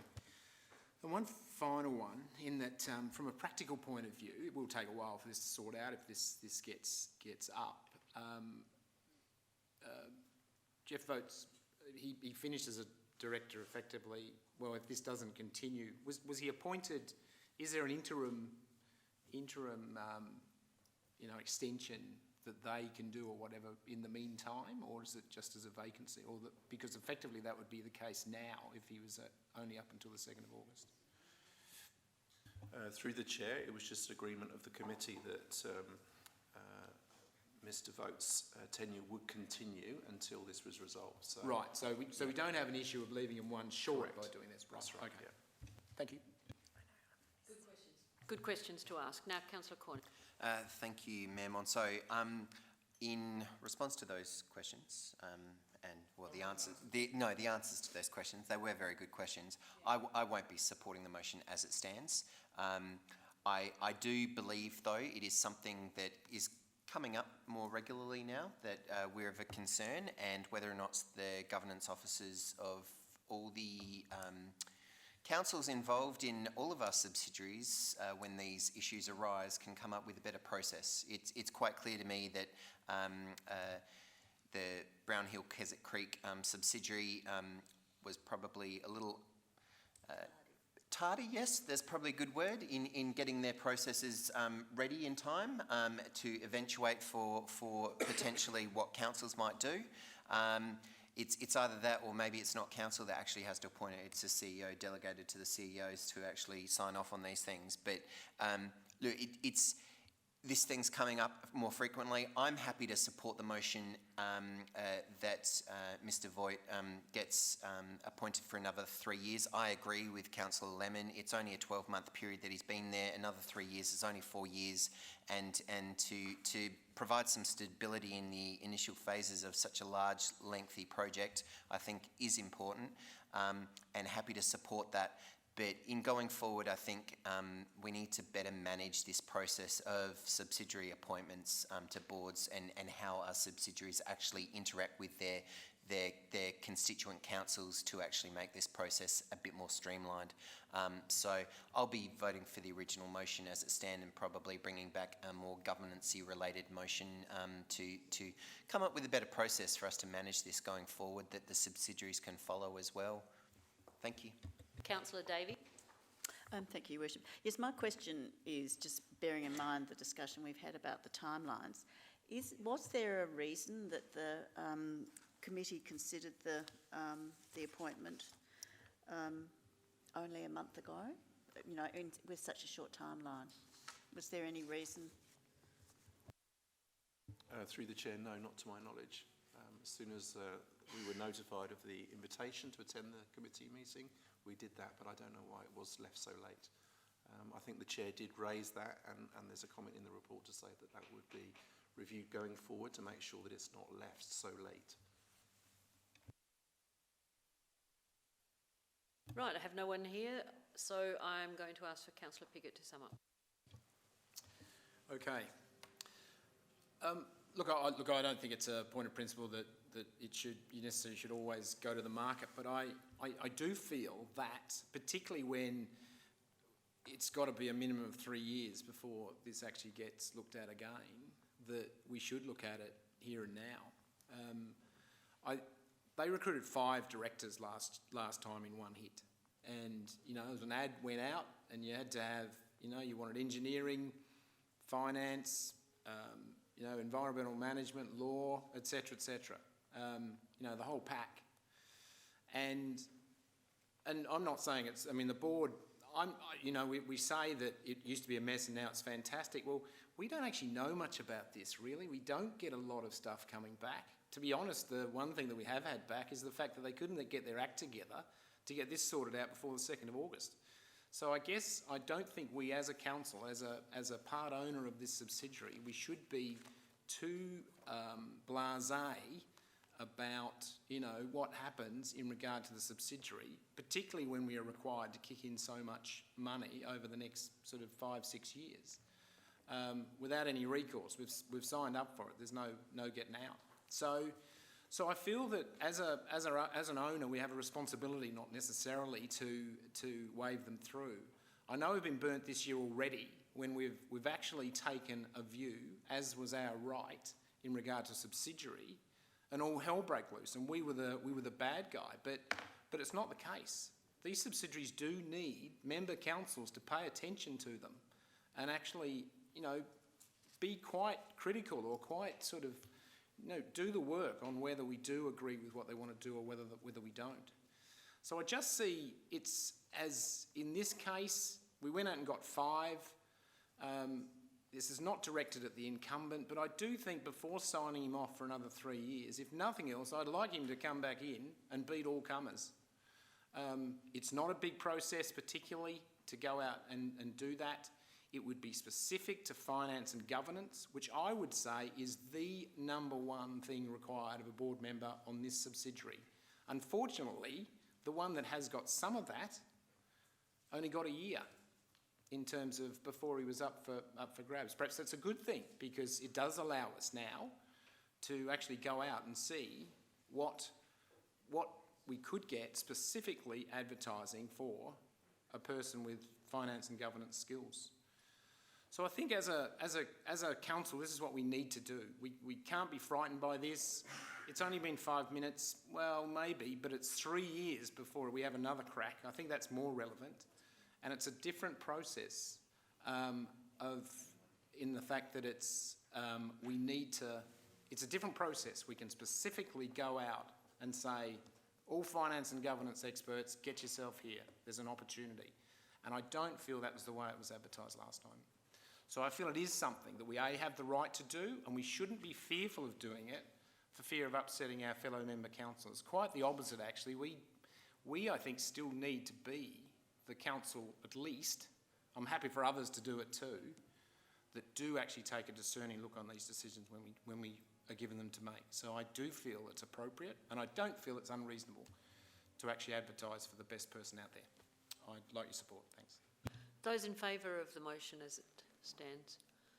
Those against. Motion is lost. Now we need to go back to the original motion? No, just call for another motion. Okay, I can call for another motion then. I'm happy to move Councillor the original Cornish? motion. You want to go to back to the original motion? Yep. Which is on page, I need to go back and find the right page now. Hang on, it should be in here. Original motion 53.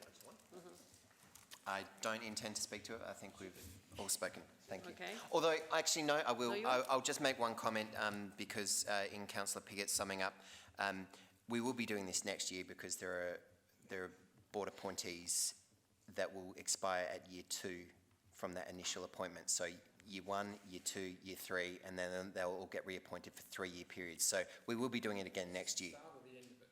Is this the start of the motion? Is it? Yeah. I've got a, I can talk, can I, Pat?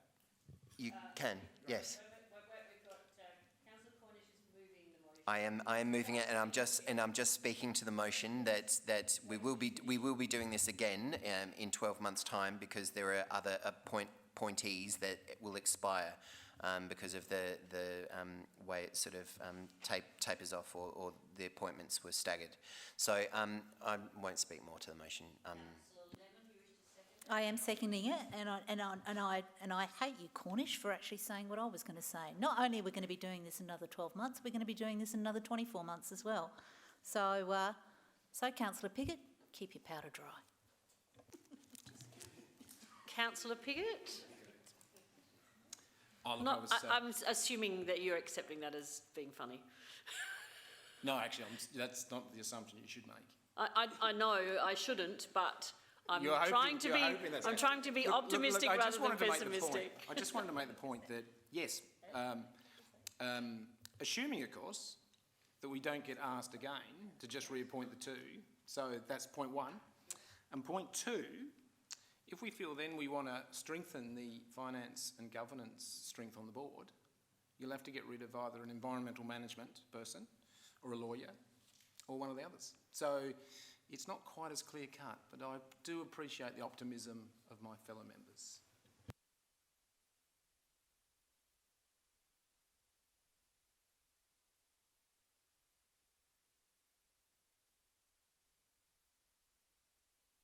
I will put a motion. Those in favour, please raise your hands. Those against, I think that was unanimous, carried unanimous.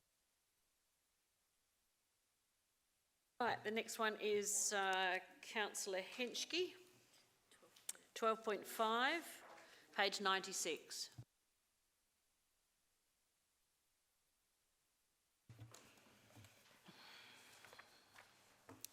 Thank you, Mayor. Rates, roads and rubbish. Footpaths. This is the core business of council. It is a very important policy, one of our important policies. I wish I could support it, but through this debate, I wanted us to debate this. You need to first of all move the officer's recommendation. Move the number 1 at least, and then number 2, if you wish to change that, then you will need to do that before you start speaking and justifying why. Sorry, thank you. Thank you, mate. That the report be received, that council adopt the revised footpath policy, and 3, that the administration review the footpath policy by considering the best practice of Unley Council in regards to ageing population.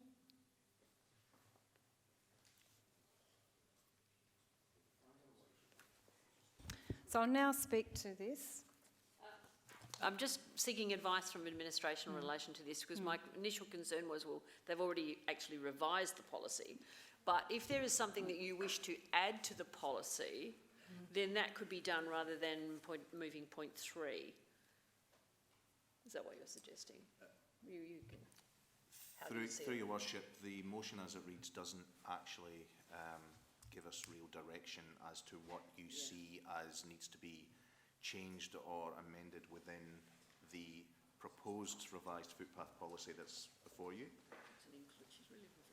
So if you see something that you believe is missing or needs to be within the revised footpath policy, you would have to make that clear in your proposed motion. So what I'm suggesting is if you've got something included in what's here for review, if you wanted to add that as an additional point, that could be point 3 rather than, you're not really wanting, I don't believe you're really wanting another whole review. It's really an addition of an element. Is that okay? That is, thank you. So if we can just amend 3 to read that the footpath policy, that the needs of the ageing population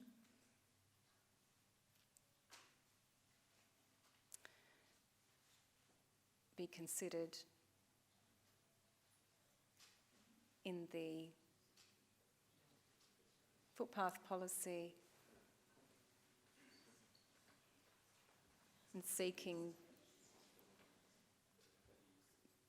by seeking best practice, for example, Unley Council. Is that? No, sorry.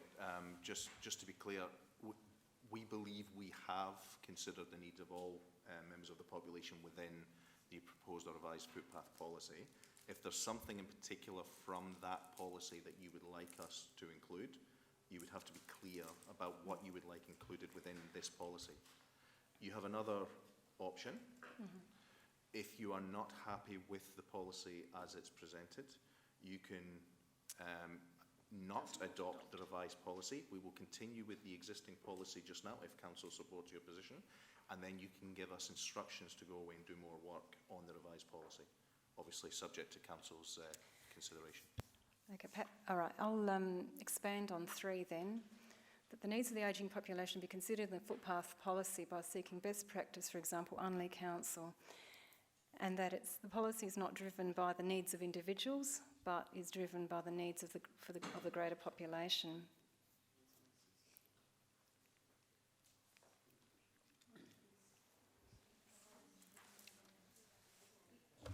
Councillor Henschke, I think it actually would be better if you just went with 1 and 2 and voted it down because you feel that there are some exclusions or some considerations that have not been included in this policy.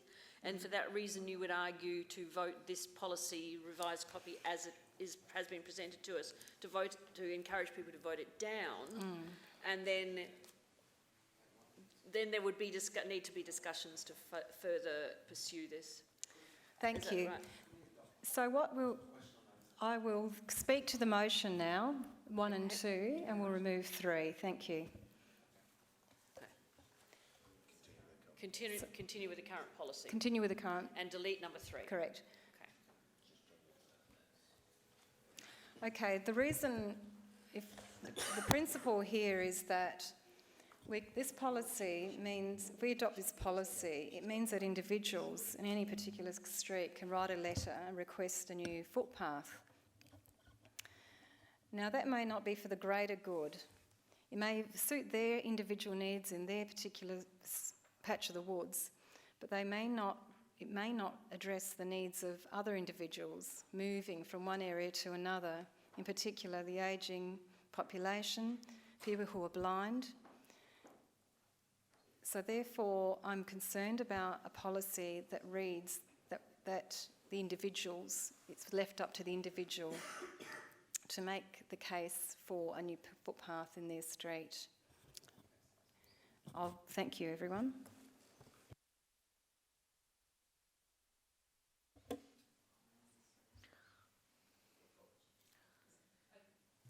Councillor Lemon, do you wish to second, or are you asking a question? I'm willing to second the officer's recommendation. No, that's not what the motion is there now. Okay. So do we have a seconder for this motion?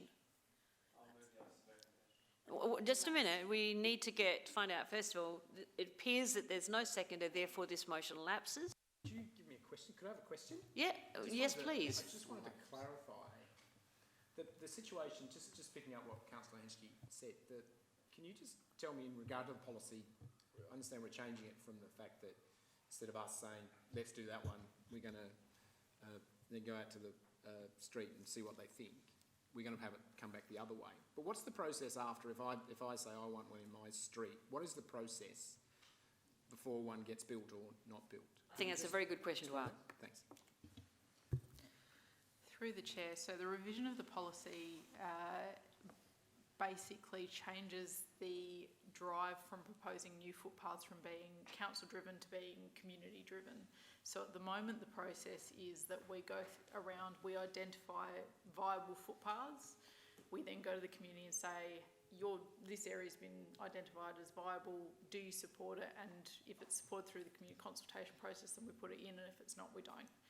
The change that's been proposed is that instead of us going out and saying, hey, we've identified there's a viable location here, do you want it? We wait for someone from the community. It doesn't have to be someone that lives in a particular street, but someone from the community say, could you look at a potential footpath here? And if it's viable, then we go through the same community consultation process. And if it's supported, we'd put it in. If it's not, it wouldn't.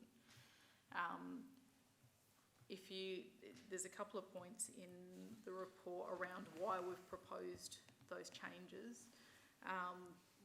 One is that by the end of this financial year, we would have constructed the vast majority of viable footpaths within the city, and/or consulted on the vast majority of viable footpaths within the city. So some have been consulted on, not supported, and haven't gone in. The more recent consultations we've undertaken have seen an increasing number of unsupported new footpaths, and what that means from a financial perspective is at the start of the year, if we're budgeting last year, for example, $400,000 for new footpaths, we only ended up spending 200 and something by the end of financial year. This is new budget. We're taking out a loan for money that we're not actually spending, and that's got an impact on ratepayers in terms of rates, and also in terms of our interest costs on that money. So that was one reason for proposing it this way. The other one is that with that number of increasing unsupported footpaths, even though we're going to the community and saying, hey, we've identified this as being viable, would you like it? Sometimes even asking that question gets quite a strong negative response back from people. And so we thought if we change it around and we get the community to drive that process, then we know we've got at least some community support before we're going out and asking that question. Right, thank you. I'm still not sure where that's coming from. Can I move that this be put on? We need a new motion because we didn't get a seconder for this one, unless one of these names on here is a seconder, because the whole thing got rather confused in terms of pressing buttons. You need a second. So No, you need a move of a new motion. no, this hasn't been. Grant was asking a question that related to this motion, so therefore. Because there's no seconder, it's lapsed. Yeah, Now you go back. Okay, so that one has now lapsed. Okay, so now we're moving back to the original motion that was on page 96. And do we have someone who wishes to move that motion? Councillor Lemon. No, Councillor Davis's name is on there. I got the light. I move the officer's recommendation. Councillor Lemon, sorry, no seconded, but too late now. Councillor Piggott, your name's on the top of the list now. Look, I'm happy to second it. I think the policy, I think it's a very sensible change to the policy. I don't know totally, I suppose, but I feel the policy still looks after all the interests as far as you can, where you still have to have people in the street want the footpath. That's always been an issue, and that hasn't changed as far as I can gather. But rather than us sort of roll over and say you're going to have a footpath unless you arc up about it, instead it's actually coming the other way, and hopefully people who do bring it the other way probably bring a bit of support with them, and it's actually a much less combative issue around footpaths. So I think on the ground it probably will be largely, given that we now haven't got a lot that we feel that are really important to do in terms of safety and the like. I think it's a really sensible change, while on the ground being, I think, largely unchanged in regard to the person walking through areas to get to various places with various disabilities or not, as the case may be. So So I think the policy is an excellent policy, and I'm happy to see that. Thank you. Just to pick up on the point, I thank Ms Kennedy for the response that she gave. I think the explanation made it clearer, and I know that Councillor Henschke's nodding her head, so it's obviously made it clear for her. Yes. And I think for all of us to understand those issues, and we've all had issues where we've had complaints from people who in the street who don't want a footpath, and why are you telling us we need one when we don't want one? But I think now, I really appreciated the comment that Ms Kennedy said about the fact that you don't have to live in the street to make a complaint about it. And that actually covers those people who are walking, using a support mechanism of some kind, whether it be a wheelchair or a frame. And I think that actually covers the concerns that you had earlier. So now, I'm sorry, Councillor Davey, you're next. Thank you, Worship. Yes, I'm happy to support this. We were all circulated a copy of the revised draft, and I thank Michelle Kennedy and her team. She's put a lot of work into this to cover, I think, all of the. I think turning around the options has changed the whole focus, and the way you've managed it is excellent. In my area, I've had a couple of really contentious footpath proposals, and the residents said, "Why are you even talking to us about this?" And it was quite embarrassing. It was waste of resources, it caused a bit of angst and a lot of waste of time. So I think this is a much better way to manage it. We are very well covered throughout Burnside. There are a very good network of footpaths, and I think the investment we've made in these is superb, and we've got good mechanisms to, if there are problems, bring it to the attention of the administration, and they fix it pretty pronto. So I think this is a great policy. We've all had an opportunity to have an input, and I think I'm happy to sign off. Councillor Dawes. Thank you, Mayor. Just a couple. It's not me. No, I'm not looking at you except to speak. Yes. Oh, could be.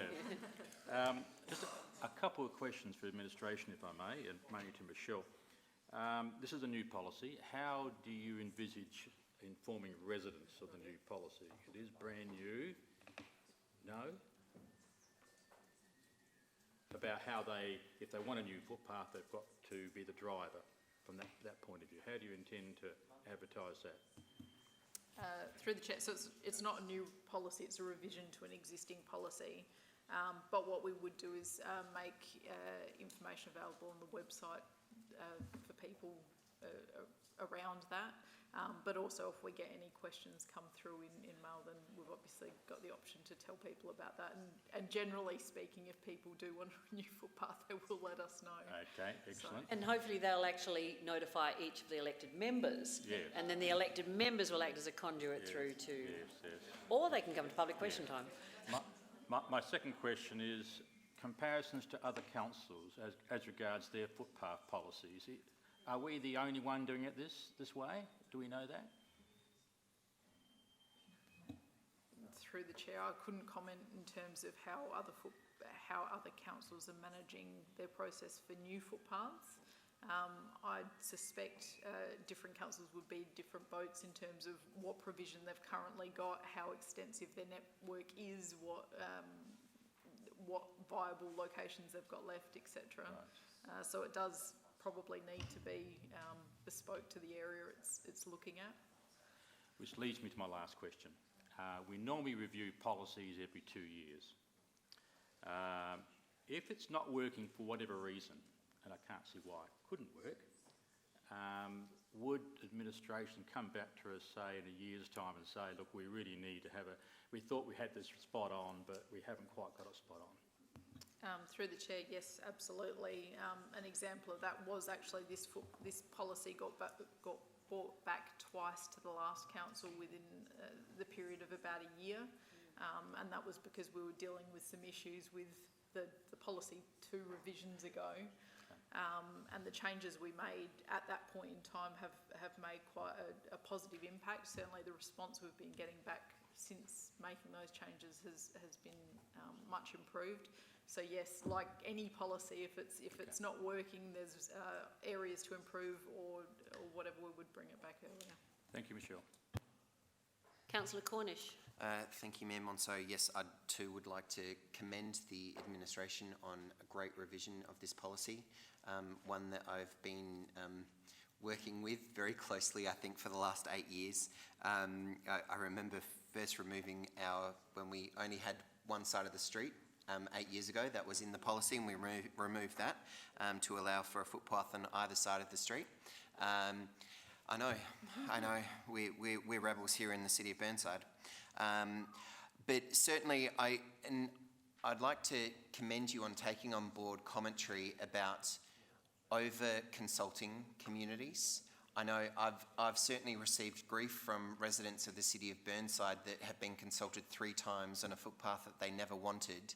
And I'm so glad that you've actually put a time limit on how many times you can actually consult them about a footpath on their street, because it's a great thing to do, and I'm glad you've heard that feedback and you've incorporated it into this policy going forward. So thank you for the revisions. I think they're a very positive step with this policy, so thank you. Councillor David.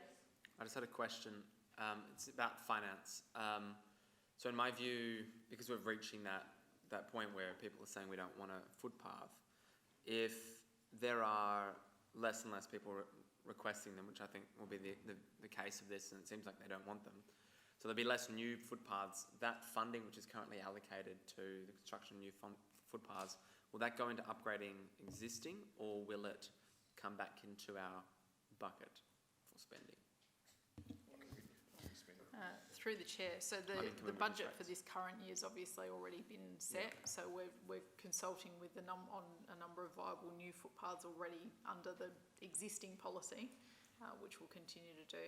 The intent for next financial year going forward would actually be to remove the budget for new footpaths. And if we get a request for one come through, we'd either do it through, dependent on the cost and the timing, either do it through the quarterly review process or look at including it in the following year budget, depending on when the request comes through and what the size of that request is. So essentially, we'd be allocating every year $0 anticipatory, and we would only allocate if we had a specific request. Oh, that's interesting. And would that come out of our renewal budget, or what would happen if the funds goes back into the surplus? Through the chair, no. So obviously the budget, we've got 2 separate budgets at the moment for new and renewal, and our finance people probably want to jump into this because the intent is that we try not to mix those budgets. Smoke and mirrors. Yeah. So effectively, we'd decrease the investment required in new, but Karishma can probably talk a little bit more to that. Ms Reynolds. Thank you, Chair. Just to add what Michelle said, so that is correct. The new budget would reduce, which means the debt levels being projected will reduce. So as Michelle mentioned, we can't mix the new and renewal budgets. So essentially, Council would have the option to keep the debt level the same and do a different project for the same amount, or to give it back into the kitty and reduce the debt for Council. Thank you. Any further questions, Councillor Davis?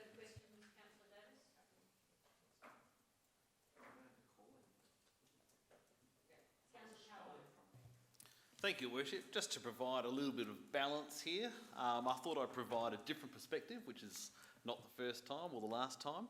But look, I don't know, but for me, footpaths is central to what this council provides. And the feedback that I've been getting from residents is they love new footpaths and want more of them. So I'm a little bit concerned that everyone here is saying that they hate footpaths and residents don't want them, because I'm certainly not getting that feedback. So, and I suppose my other concern... Councillor Cockburn, I just don't want you to confuse new and renewed, because one of the issues in Burnside is we don't have a lot of new ones to create, because we're not an expanding suburb, unlike somewhere like Playford, for example. So ours focus is becoming more and more on the replacement of old, as opposed to creating a lot of new ones. So when we say new Kennedy has said. That won't change. When we say new footpaths, are we talking about asphalt to brick? No. So dirt to brick. Okay. All right. question to the administration is when this does happen, so we're going from dirt to brick, if a resident would request that, what would be the process from that point on? Through the chair, so the process would be if we received a request for a new footpath, we'd look at that location and determine whether it's viable. So we've got some criteria around what makes viable, so no excessive slope, no trees in the way, at enough room, etc. If it was considered viable, we'd go through a community consultation process. If it's supported by the majority of people in that street, then we'd go ahead and look at scheduling it in, and if it's not supported, then we wouldn't. So the consultation process is essentially the same as what we use at the moment. The only difference is it's initiated through a request from the community as opposed to us initiating it. I asked that for a reason because, you know, one of the reasons that we're going to the change that you mentioned is the low take-up rate of surveys and so forth. So that problem won't go away regardless of how the process starts. So what initiatives can we come up with to make it maybe easier to fill it in a survey, or what can we do to boost that take-up rate? Through the chair, we don't typically have an issue with the take-up rate in terms of survey responses to footpaths. We generally get a reasonably good response. Okay. Councillor Henschke. Thank you, Mayor. I'm just concerned here about risk and our exposure, because if we're aware that the footpath or the area that hasn't got a footpath is unsafe and we don't do anything about it and someone hurts themselves, could we, I know we have immunity if someone hurts themselves on the footpath now, but where there isn't a safety issue that we are aware about and we're just relying on the residents to write us a letter and say we want that done, could that be an issue? Thanks. So it's a question to the administration, if they've checked that. You can answer that one. Are you talking about a defect on an existing footpath?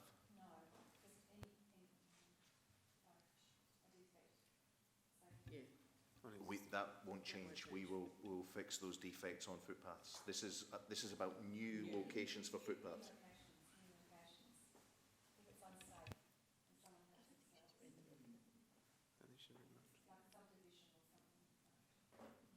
Subdivision. If we, as the administration, deem a footpath as necessary, we would still ensure that the network is maintained. So part of the whole process is ensuring that an appropriate network of footpaths is within the city. As Michelle correctly stated, though, that we have come to the end of all viable new locations within the city.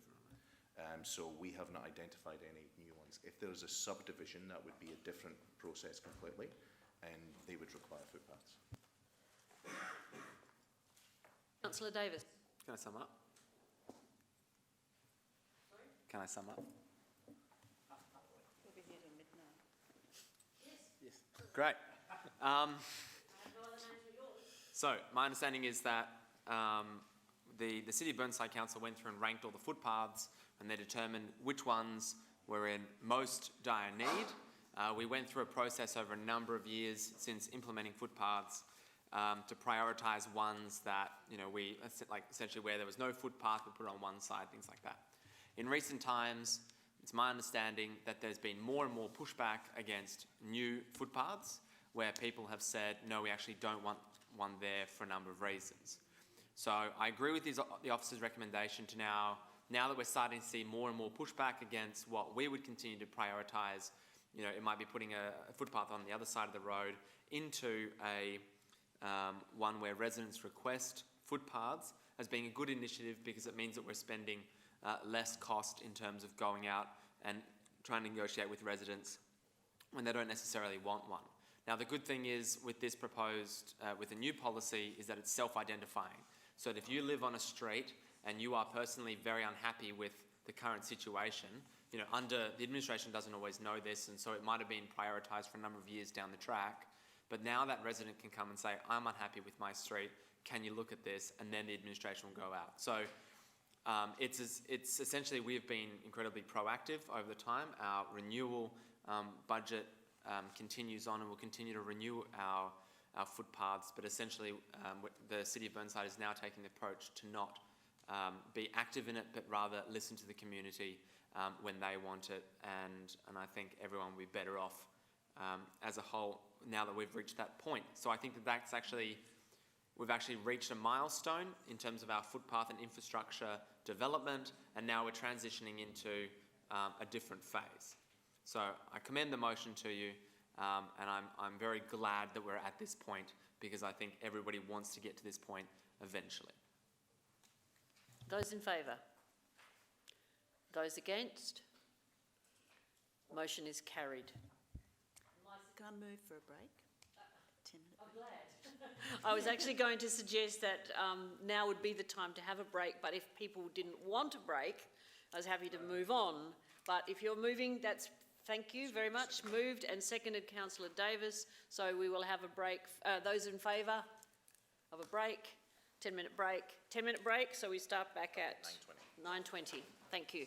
And the sooner you come back to your seats, the sooner we can finish tonight.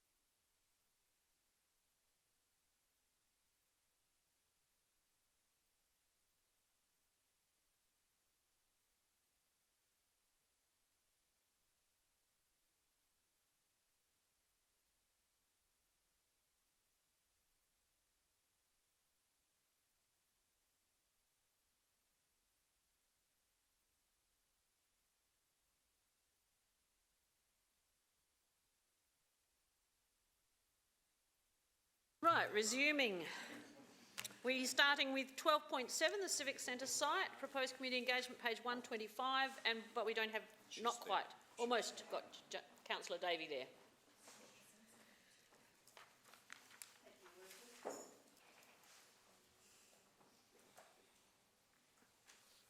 Have you spoken to her about what we've discussed this morning?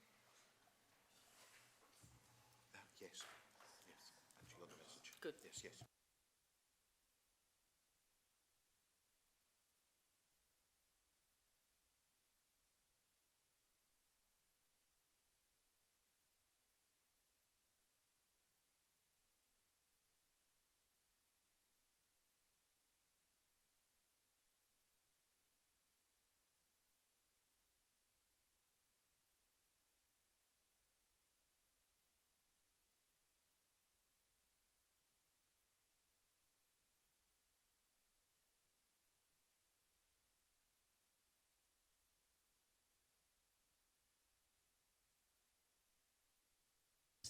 As outlined in the body of this report, will be included as part of the quarterly budget review process, and that following community consultation, a report will be provided to Council summarising the results from the engagement process and recommend the next steps.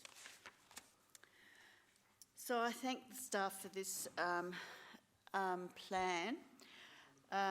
All of the work that we've done to date on the Civic Centre site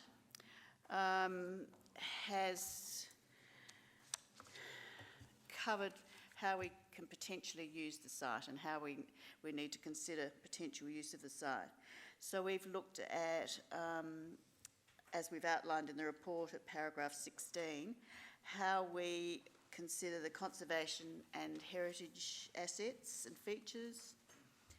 And this is of course relevant to the Town Hall especially, the need to better utilise and improve community and user experience, maximising open space, modernise the facilities to comply with WHS and disability statute, make more flexible, efficient use of the space, include assets that are environmentally sustainable, and then minimise at the same time financial impacts to our community in the long run.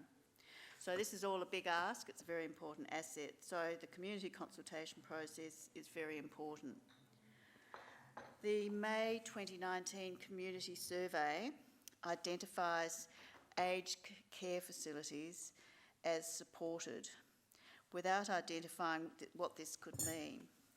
So what we have in the stakeholder assessment part of this report, which is on page 138,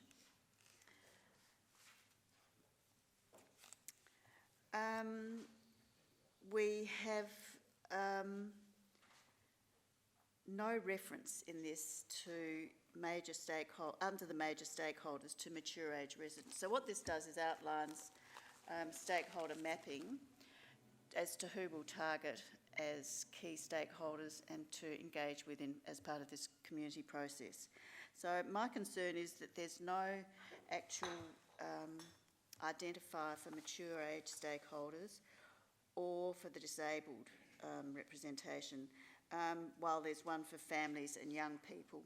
So all I'm asking is that we add another section along those lines to the stakeholder assessment when this is sent out, so that we actually actively engage with that group.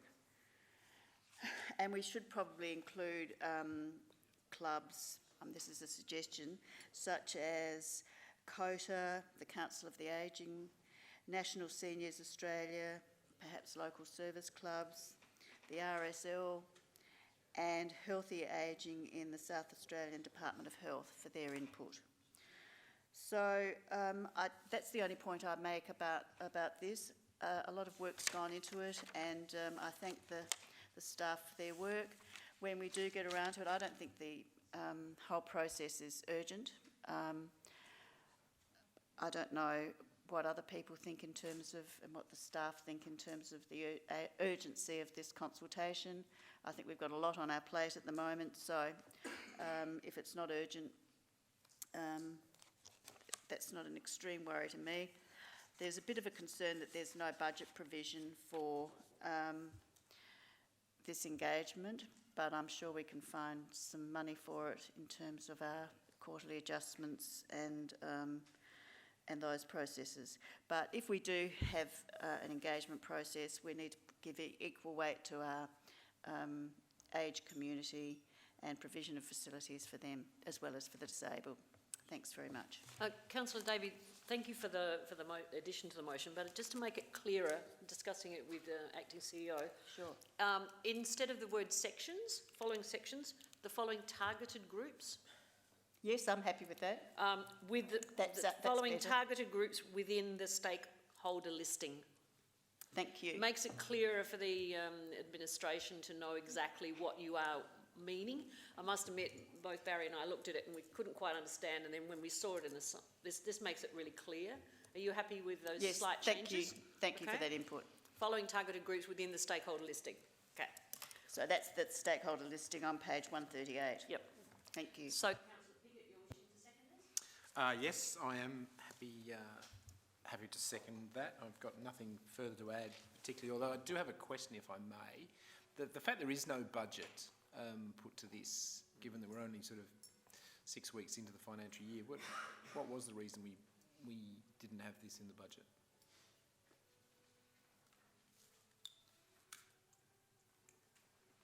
Can I refer me to a paragraph here? Thank you. Thank you. I'm only hoping it's not one-to-one paragraph there somewhere. Yeah, no, she led me to it, in truth. He was taking credit for it, Councillor Peter. Through the chair, politics. there was a CEO KPI for 18-19 to develop this engagement plan, and there was no decision of council at that time as to what we might do with the plan once it was developed, and so the intent was obviously to bring that plan back and make a decision from there as to how we progress.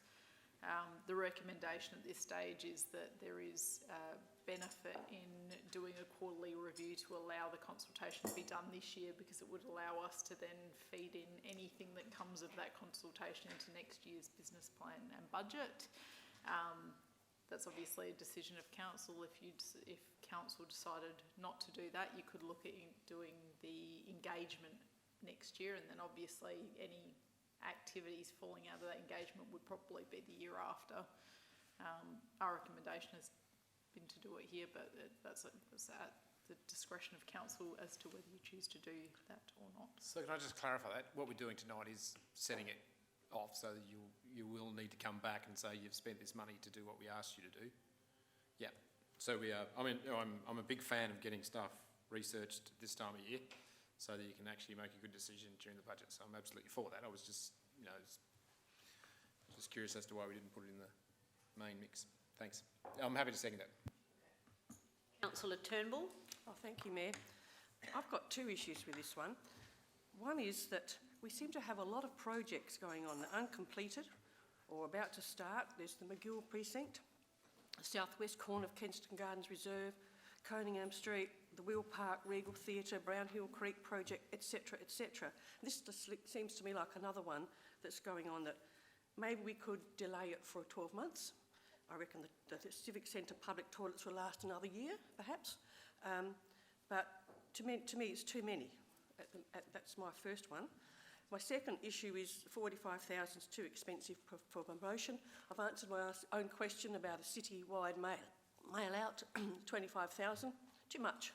Why not mail it out with the next ratepayers rate notice? And I'm not sure why we need an on-site family fun day at $11,000 either. So they're my two objections: too much stuff going on and too much money being spent. Leave it for 12 months. Thank you. Councillor Carbone. Thank you, thank you, Your Worship. Question to the staff. Now, this is going to be a bit of a Dorothy Dixer, because I've already asked the Acting CEO this question, but I think it's probably important that he answer it in front of everyone.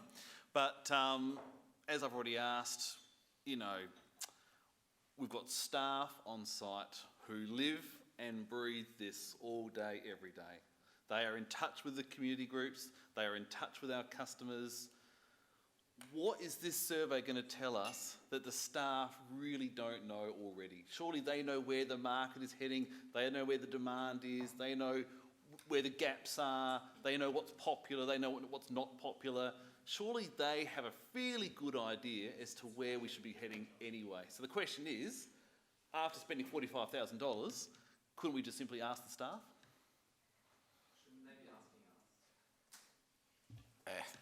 Through your worship, the administration have a lot of opinions and recommendations that we put to you. However, you do have a community engagement policy and you are obliged to consult with your community on a number of matters.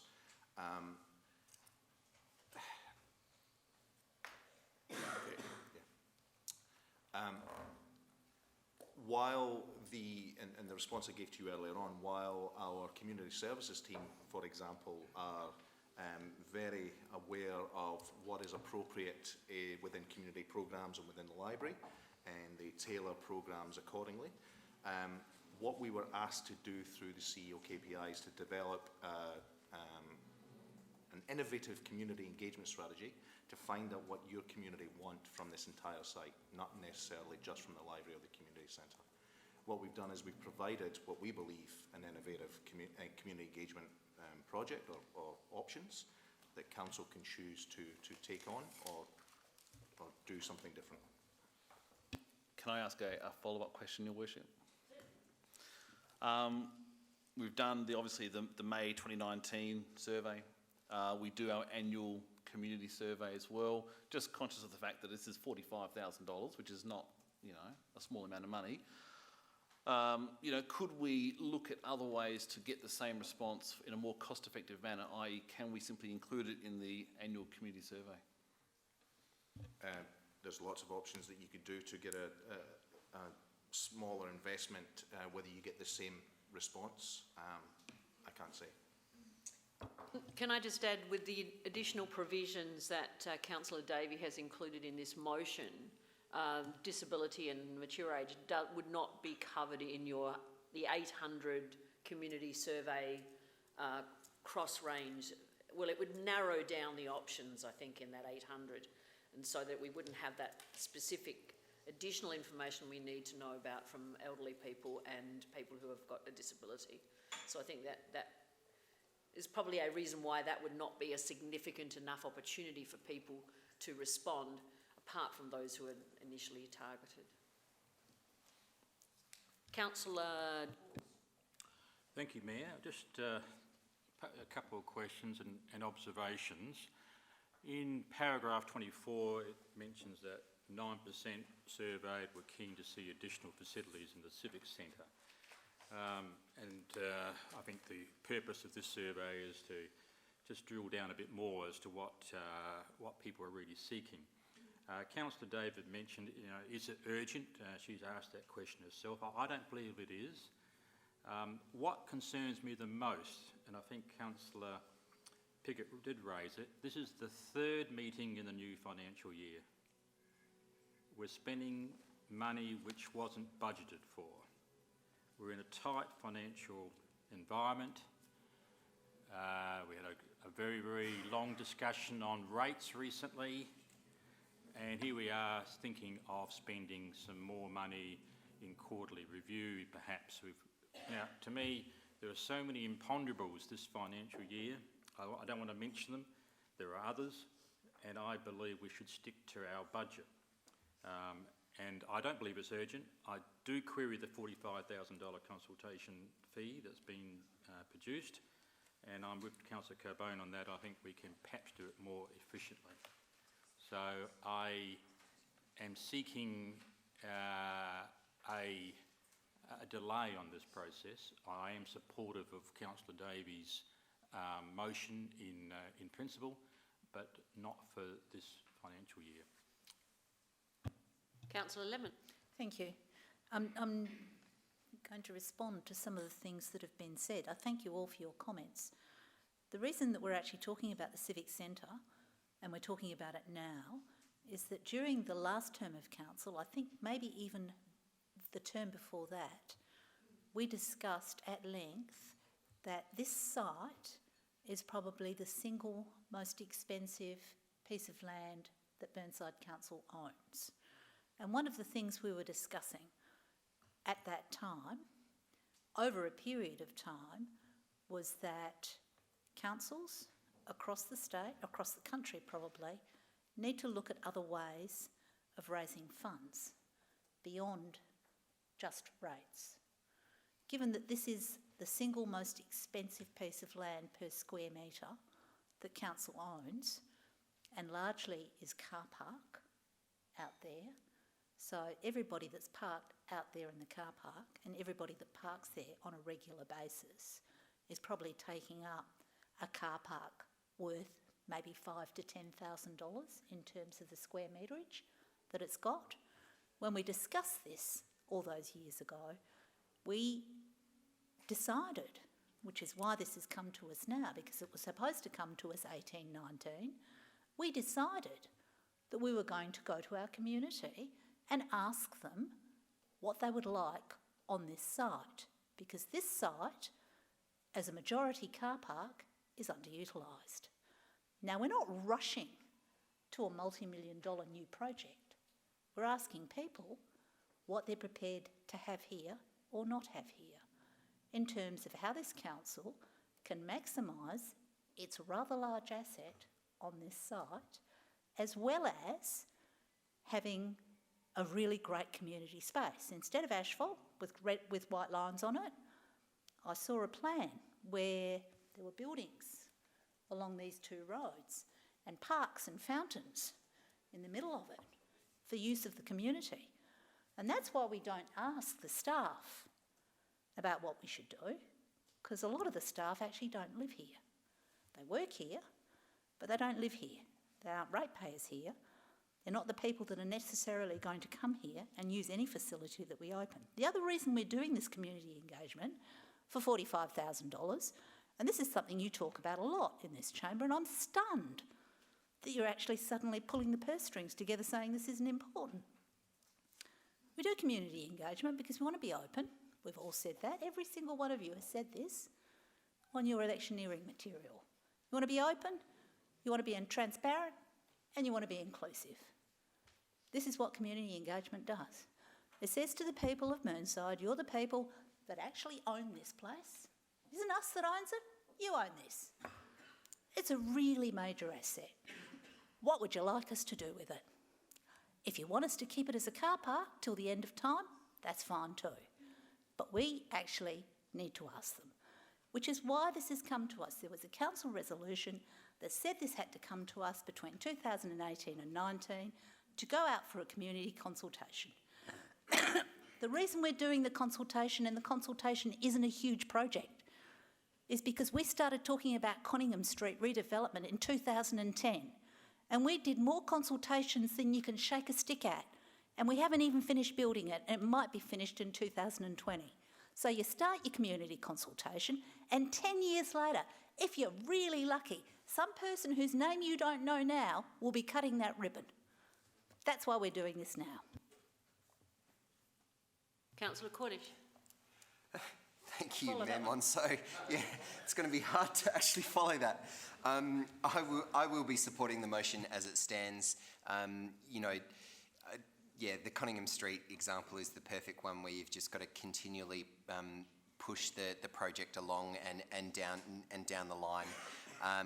It is $45,000. People do balk at that, but we did community consultation for the Glenunga Hub for the whole of the city. We did one for the swimming pool for the whole of the city to make sure that the city was actually comfortable with us spending money there. It was a lot of money. It was going to be a big investment, and it was going to be big change. And you should ask the community whether or not they're willing to actually cough up those dollars. So I'm very supportive of us actually going out to the community and actually seeking that input and feedback that this project desperately needs. There's lots of things in this particular area, a zone, especially with across the road, and it's good to see that the Cohen Group is one of the key stakeholders as well. I certainly see a lot of people parking here and walking over the Burnside village and bringing their shopping back here, taking our car parks. You know, and it's important for us to actually liaise with the neighbours in that sort of fashion. And I think it's important that we actually go out to the community to find out exactly what they want on this site. As everyone sort of said before, so I'm supportive of the motion. Councillor Davis, Davey. I pinged for a question, but I've now forgotten it, so I'll wait till later. Hilarious. If you have a look at paragraph 25 of the survey, I think the notion that the staff just know everything about what our residents are is a bit strange. That's our job. That's my job to know. And if you look at paragraph 25 and you look at the bottom response, 51% said that they don't want residential housing. That shocks me, actually. I would have thought it would have been higher than that, and you don't know. That's the thing, is we don't actually know what people are thinking about what they want. So this is a large project. This is our biggest asset by a long way, our most valuable asset that we can see anyway. And it's used by, other than our roads, and it's used by, heaps and heaps of people every year. I couldn't even put a number on it. So it is it's the jewel in the crown of the city of Burnside, and we should be looking to make this the best we can. The other thing is that these projects take a really, really long time. So you start the ball now, or 10 years ago, 20 years ago, and then you eventually get around to it. The Kensington Gardens Master Plan has a life of 25 years. So that process needs to be begun early, and then you slowly move forward with it, and that's the great thing about local government, is that it moves so slowly. And then the other thing is that you need to go and apply for funding as well. So it might not be a priority. So you might put a plan in place to say we're going to put in a specialised aged care thing or a toy library, something like that, whatever proposal comes up.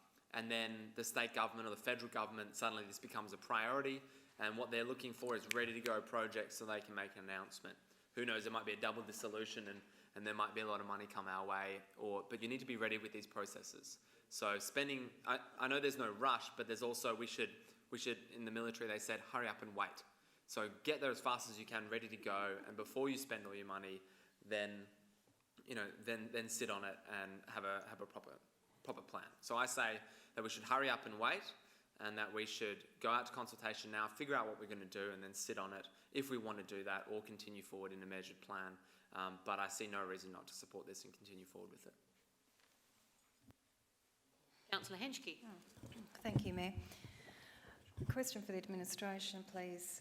Through the chair, what phase of the project are we in? Is it the problem definition phase, the idea? Are we at strategic alternatives? Are we at option selection? I have no idea where we're at and where this money is going, what the value add this is going to be, because I don't want to see a report sitting on a shelf. Thanks.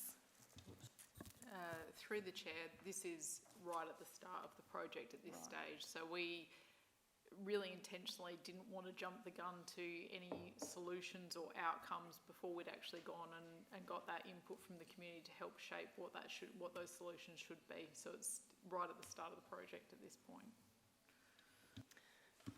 So just through the chair, when we say right at the start of the project, we're just at problem definition phase? Opportunity definition. Thank you. So my next question is, it relates to Councillor Turnbull and Councillor Dawes' remarks about financial management. And I note that we have a lot of carryover money from last year's projects, $3 million. We haven't completed projects. Conningham Street Depot, 1.2 million, McGill Village, 0.6 million, etc. I think we've got to focus on finishing our projects that we've got. We're at such an early stage of this project, and we really needed to have this in our budget when we had 3 months of budget discussions. So as Councillor Dawes said, we've got a plan, a budget for the year. Let's execute it. Thank you. So I won't be supporting it. Councillor Hubel. Thank you. A couple of questions first to the administration. First of all, do administration feel that they have the capacity to move forward with this consultation? There's been some questions about how busy things are. Does this feel like it's something you can handle? Through the Chair, yes, we believe we've got capacity to deliver this. I'd also, I guess, make the comment that in any given year we deliver somewhere in excess of 300 projects each year. And we're one of the few councils with very, very few carry forwards. In fact, it's normally less than the number of fingers on one hand. So while we do have some, we certainly have capacity to deliver a large number of projects in any given year, and we do that on a regular basis. This is obviously operational budget in terms of projects, as opposed to some of the other ones that were mentioned as well, in relation to McGill Village, etc., which are capital. But yes, we certainly believe we've got capacity to do that this year. Thanks for that. The second is a financial question, which I will direct through the Chair, even though I'm looking over there. There is concern, that this seems like it's 45 grand out of the blue. Bit of a blindside in some sense. But I guess I just wanted to ask for, some feedback from administration in terms of how they would anticipate this costing being absorbed through the quarterly review. Whether that's something that is this an atypical type of situation, or is this the sort of thing that is able to be absorbed relatively easily? Through the Chair, I'll do my best to answer that question. So this is obviously operational budget, and we have budgeted for quite a reasonable surplus for this year anyway. We do tend to, certainly in the previous years where we've budgeted for surplus and savings, we've met those targets. So it's envisaged that we should be able to absorb this cost and hopefully still make our savings targets as well. Thanks. I'll speak to this now. Look, I think this is an enormous project. The phrase "jewel in the crown" gets thrown around a lot. I think sometimes in jest. But look, the City of Burnside's community centre has the potential to be a central beacon for the community.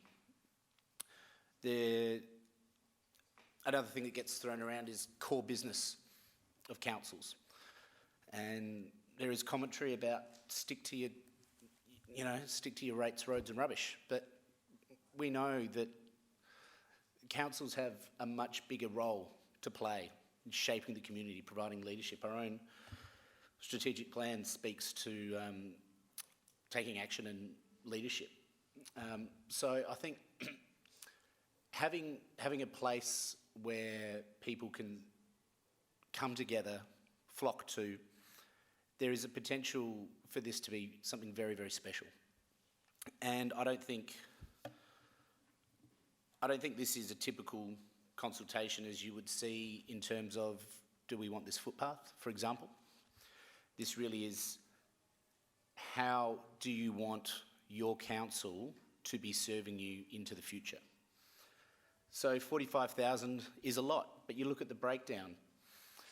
20,000 of that is on publicising the consultation itself. And I think that's necessary for something like this. So I feel justified in doing that little bit extra for a consultation that really is a little bit extra. It is atypical. So I do support this. It's unfortunate that the costing seems to come out of nowhere. I think it would potentially have been a little bit neater if it was applied for, but I do take comments about it being within the operational budget and being able to be absorbed by the planned surpluses. So I hope that this goes forward and we get started on what should be a very exciting project. Councillor Hughes. I'll also start with a question if possible. I'm just wondering, this is a bit, probably could have asked this beforehand, but just wondering whether it's possible to give some examples around benchmarking of the cost of that consultation against other major projects that have been undertaken in the city. I know you probably don't have them off the top of your head, but just, you know, ballpark, I guess, around some initial consultation that may have undertaken around Conningham Street, just to kind of put people's mind at rest that perhaps this isn't. Sorry to put you on the spot, but it just sprang to mind then. Through your worship, for a standard city-wide mail-out, the $20,000 that's been quoted is a consistent figure that would have been consistent with all those other major projects that have required city-wide consultation. Other major projects such as Glenunga Swimming Centre and Conningham Street would have had a lot more rounds of consultation through that process and would have had surveys and open days that were attracted to that as well. So this is for the early part of this process, that would be ballpark with some of those. Well, I won't speak long to the motion. I guess I came in perhaps sitting on the fence a little bit this evening, and perhaps Councillor Hewell may have tipped me to one side of that. I think your questions have been very good and you've spoken very well on the matter. So I think I probably walked in today thinking that we should just consider it later, but you know, Councillor Lemon as well mentioning around this is the start of a very long process. So I think given comments from the Acting General Manager as well around being able to absorb that, I think perhaps a little bit more comfortable with me. Thank you. Councillor Davis? I just had a question. The City of Burnside, well, the Civic Centre site as an asset for the City of Burnside, how much would it be worth? Might be putting you on the spot there. Hey, screw him.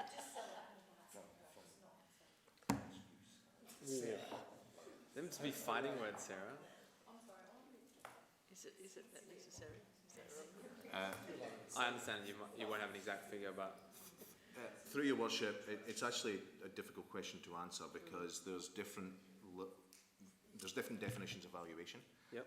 If you're talking about replacement value, if you're talking about best used value, or if you're talking about asset depreciation value, then there's that could be actually rated at zero. Priceless. But I was just wondering, because you know on we the have market, it would be quite expensive. You know how we have $670 million worth of assets, or that's my understanding of what the city has. I was wondering how much of a component this particular asset would be. Yeah, we'll take that on notice and we can provide that to you. It doesn't come into the decision making tonight. All right, I have no other names on the list, so I'm going to go back to Councillor Davies. Thank you, Worship. Thank you very much, everyone, for your comments. This is a very important decision because this is our biggest asset, this whole area. To give you some idea of usage of the site, just a couple of aspects of it. The Burnside Ballroom, which is located, as we know, and that's not going to change. That was booked in the last financial year 480 times for 37,370 users. So that gives you an illustration of the use of that. The community centre was booked 1,505 times with approximately 51,200 users through the centre. So it's a really high use facility. We've worked through, as has been mentioned, this has restoration and upgrading has been done in stages. This whole area here was, I'm not sure if it was stage 1 or stage 2, has all been restored and renovated, and we're now using it, and it's been a great asset. We've just completed, at great expense and with a lot of effort, the old council chambers, we call them, upstairs, the town hall, and installed a lift so that we've got access for everybody. That's been a huge commitment and took a lot of planning. And we now need ideas for users of the broader facility. So we've really got to update the community centre. That's probably the one that's most tired at the moment. But we also need ideas for the whole broader use of it. As has been mentioned, the car park, how we use open space, what sort of greenery and environmental issues we have. So there's a whole lot of data yet to be gleaned, which we will obtain in this community engagement phase. which is crucial for us for the decision-making and planning phases. So I would ask that you support this. I know it seems a lot of money in terms of consultation, but this will support a lot of the ideas and issues that were raised in our community engagement recently, which we just had published and given to us in July. So I think there's a whole lot of stages of community engagement, which I think we do pretty well here. We've heard tonight there is a lot of aspects of it and aspects to it, but I think we really need to go ahead with this, so I hope you'll support it. Right, those in favour? Those against? The motion was carried. Just add, sorry, division called, okay. Those who are in favour, please stand. Right, Councillor Lemon, Councillor Hubel, Councillor Cornish, Councillor Hughes, Councillor Davey, Councillor Piggott and Councillor Davis. Those against, Councillor Carbone, Councillor Turnbull, Councillor Dawes, Councillor Henschke. Carried. I'm very pleased to see that you mentioned the data, and I think more and more we're needing to work on that data. The one item that you didn't mention, that when I go out into the community and talk to groups, the most treasured and used facility that we have, and I'm here every day, on weekends as well, is the library. And if we incorporate the needs and the increasing demands for that facility alone, what might even come out of this survey is that we need a bigger library. Having seen how Mitcham have increased the space allocation of their library is quite amazing, and it doesn't, because I spend a bit of time over that direction as well, it doesn't get used as much, and the car park is not as full as ours is every day here. So, and your comments about the community centre are absolutely right as well in terms of upgrading and updating some of that, the older facility. So thank you for the debate, thank you for the decision making. And remember, this is still only the investigative stage. And finding out what people want is critical to any future decisions where we are more likely to spend a lot more money or want to commit to a lot. And the consultation might say that the community don't want anything. So, and if that's what the community consultation says, then that's what we will debate later on. So thank you for that. I think it was a really good debate. Okay, next we have nothing in item 13. 14, I'd like a mover of the Mayor's report, please. Councillor Hughes, second Councillor Davis. Reports from members, delegates, working parties, everyone. Sorry, I need to put it. Thank you. Those in favour of accepting the Mayor's report? Those against? Carried. Reports of members, delegates and working parties should have already been submitted and taken as read and listed. Council correspondence. I'll just mention the long-serving council volunteer, Mary Wilson. For information, no attachment, but 18 years service in the library was an amazing record of achievement, and her passing will be missed by those family, other volunteers who knew her well, and staff, of course, who she worked with as a volunteer in the library for all those years. So I just wanted to make a comment about that. And just going back to the Mayor's report also, I wanted to make a particular comment about, and it comes back to Councillor Cornish right at the very beginning, the two rugby clubs of Burnside, the Old Collegians and the Burnside Rugby Club, held the first ever in the history of rugby league Indigenous round. Sorry, rugby union, not rugby league. They'll kill me for that. It's that game where they pick them up in the air, which I found really quite intriguing.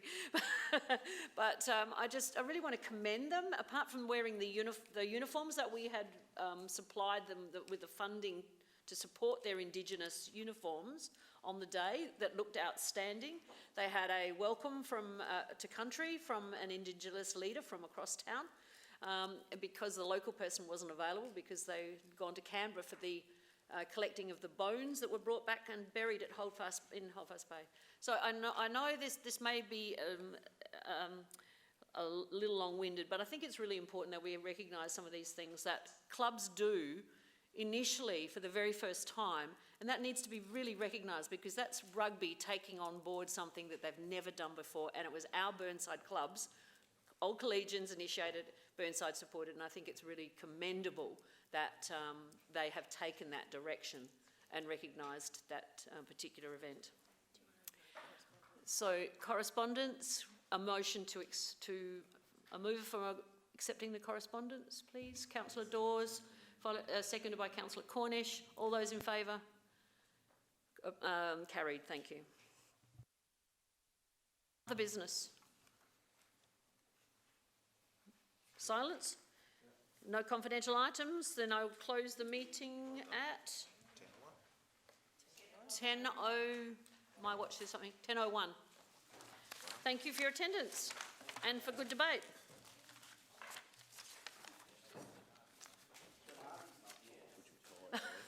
We're going to blame Harvey. Is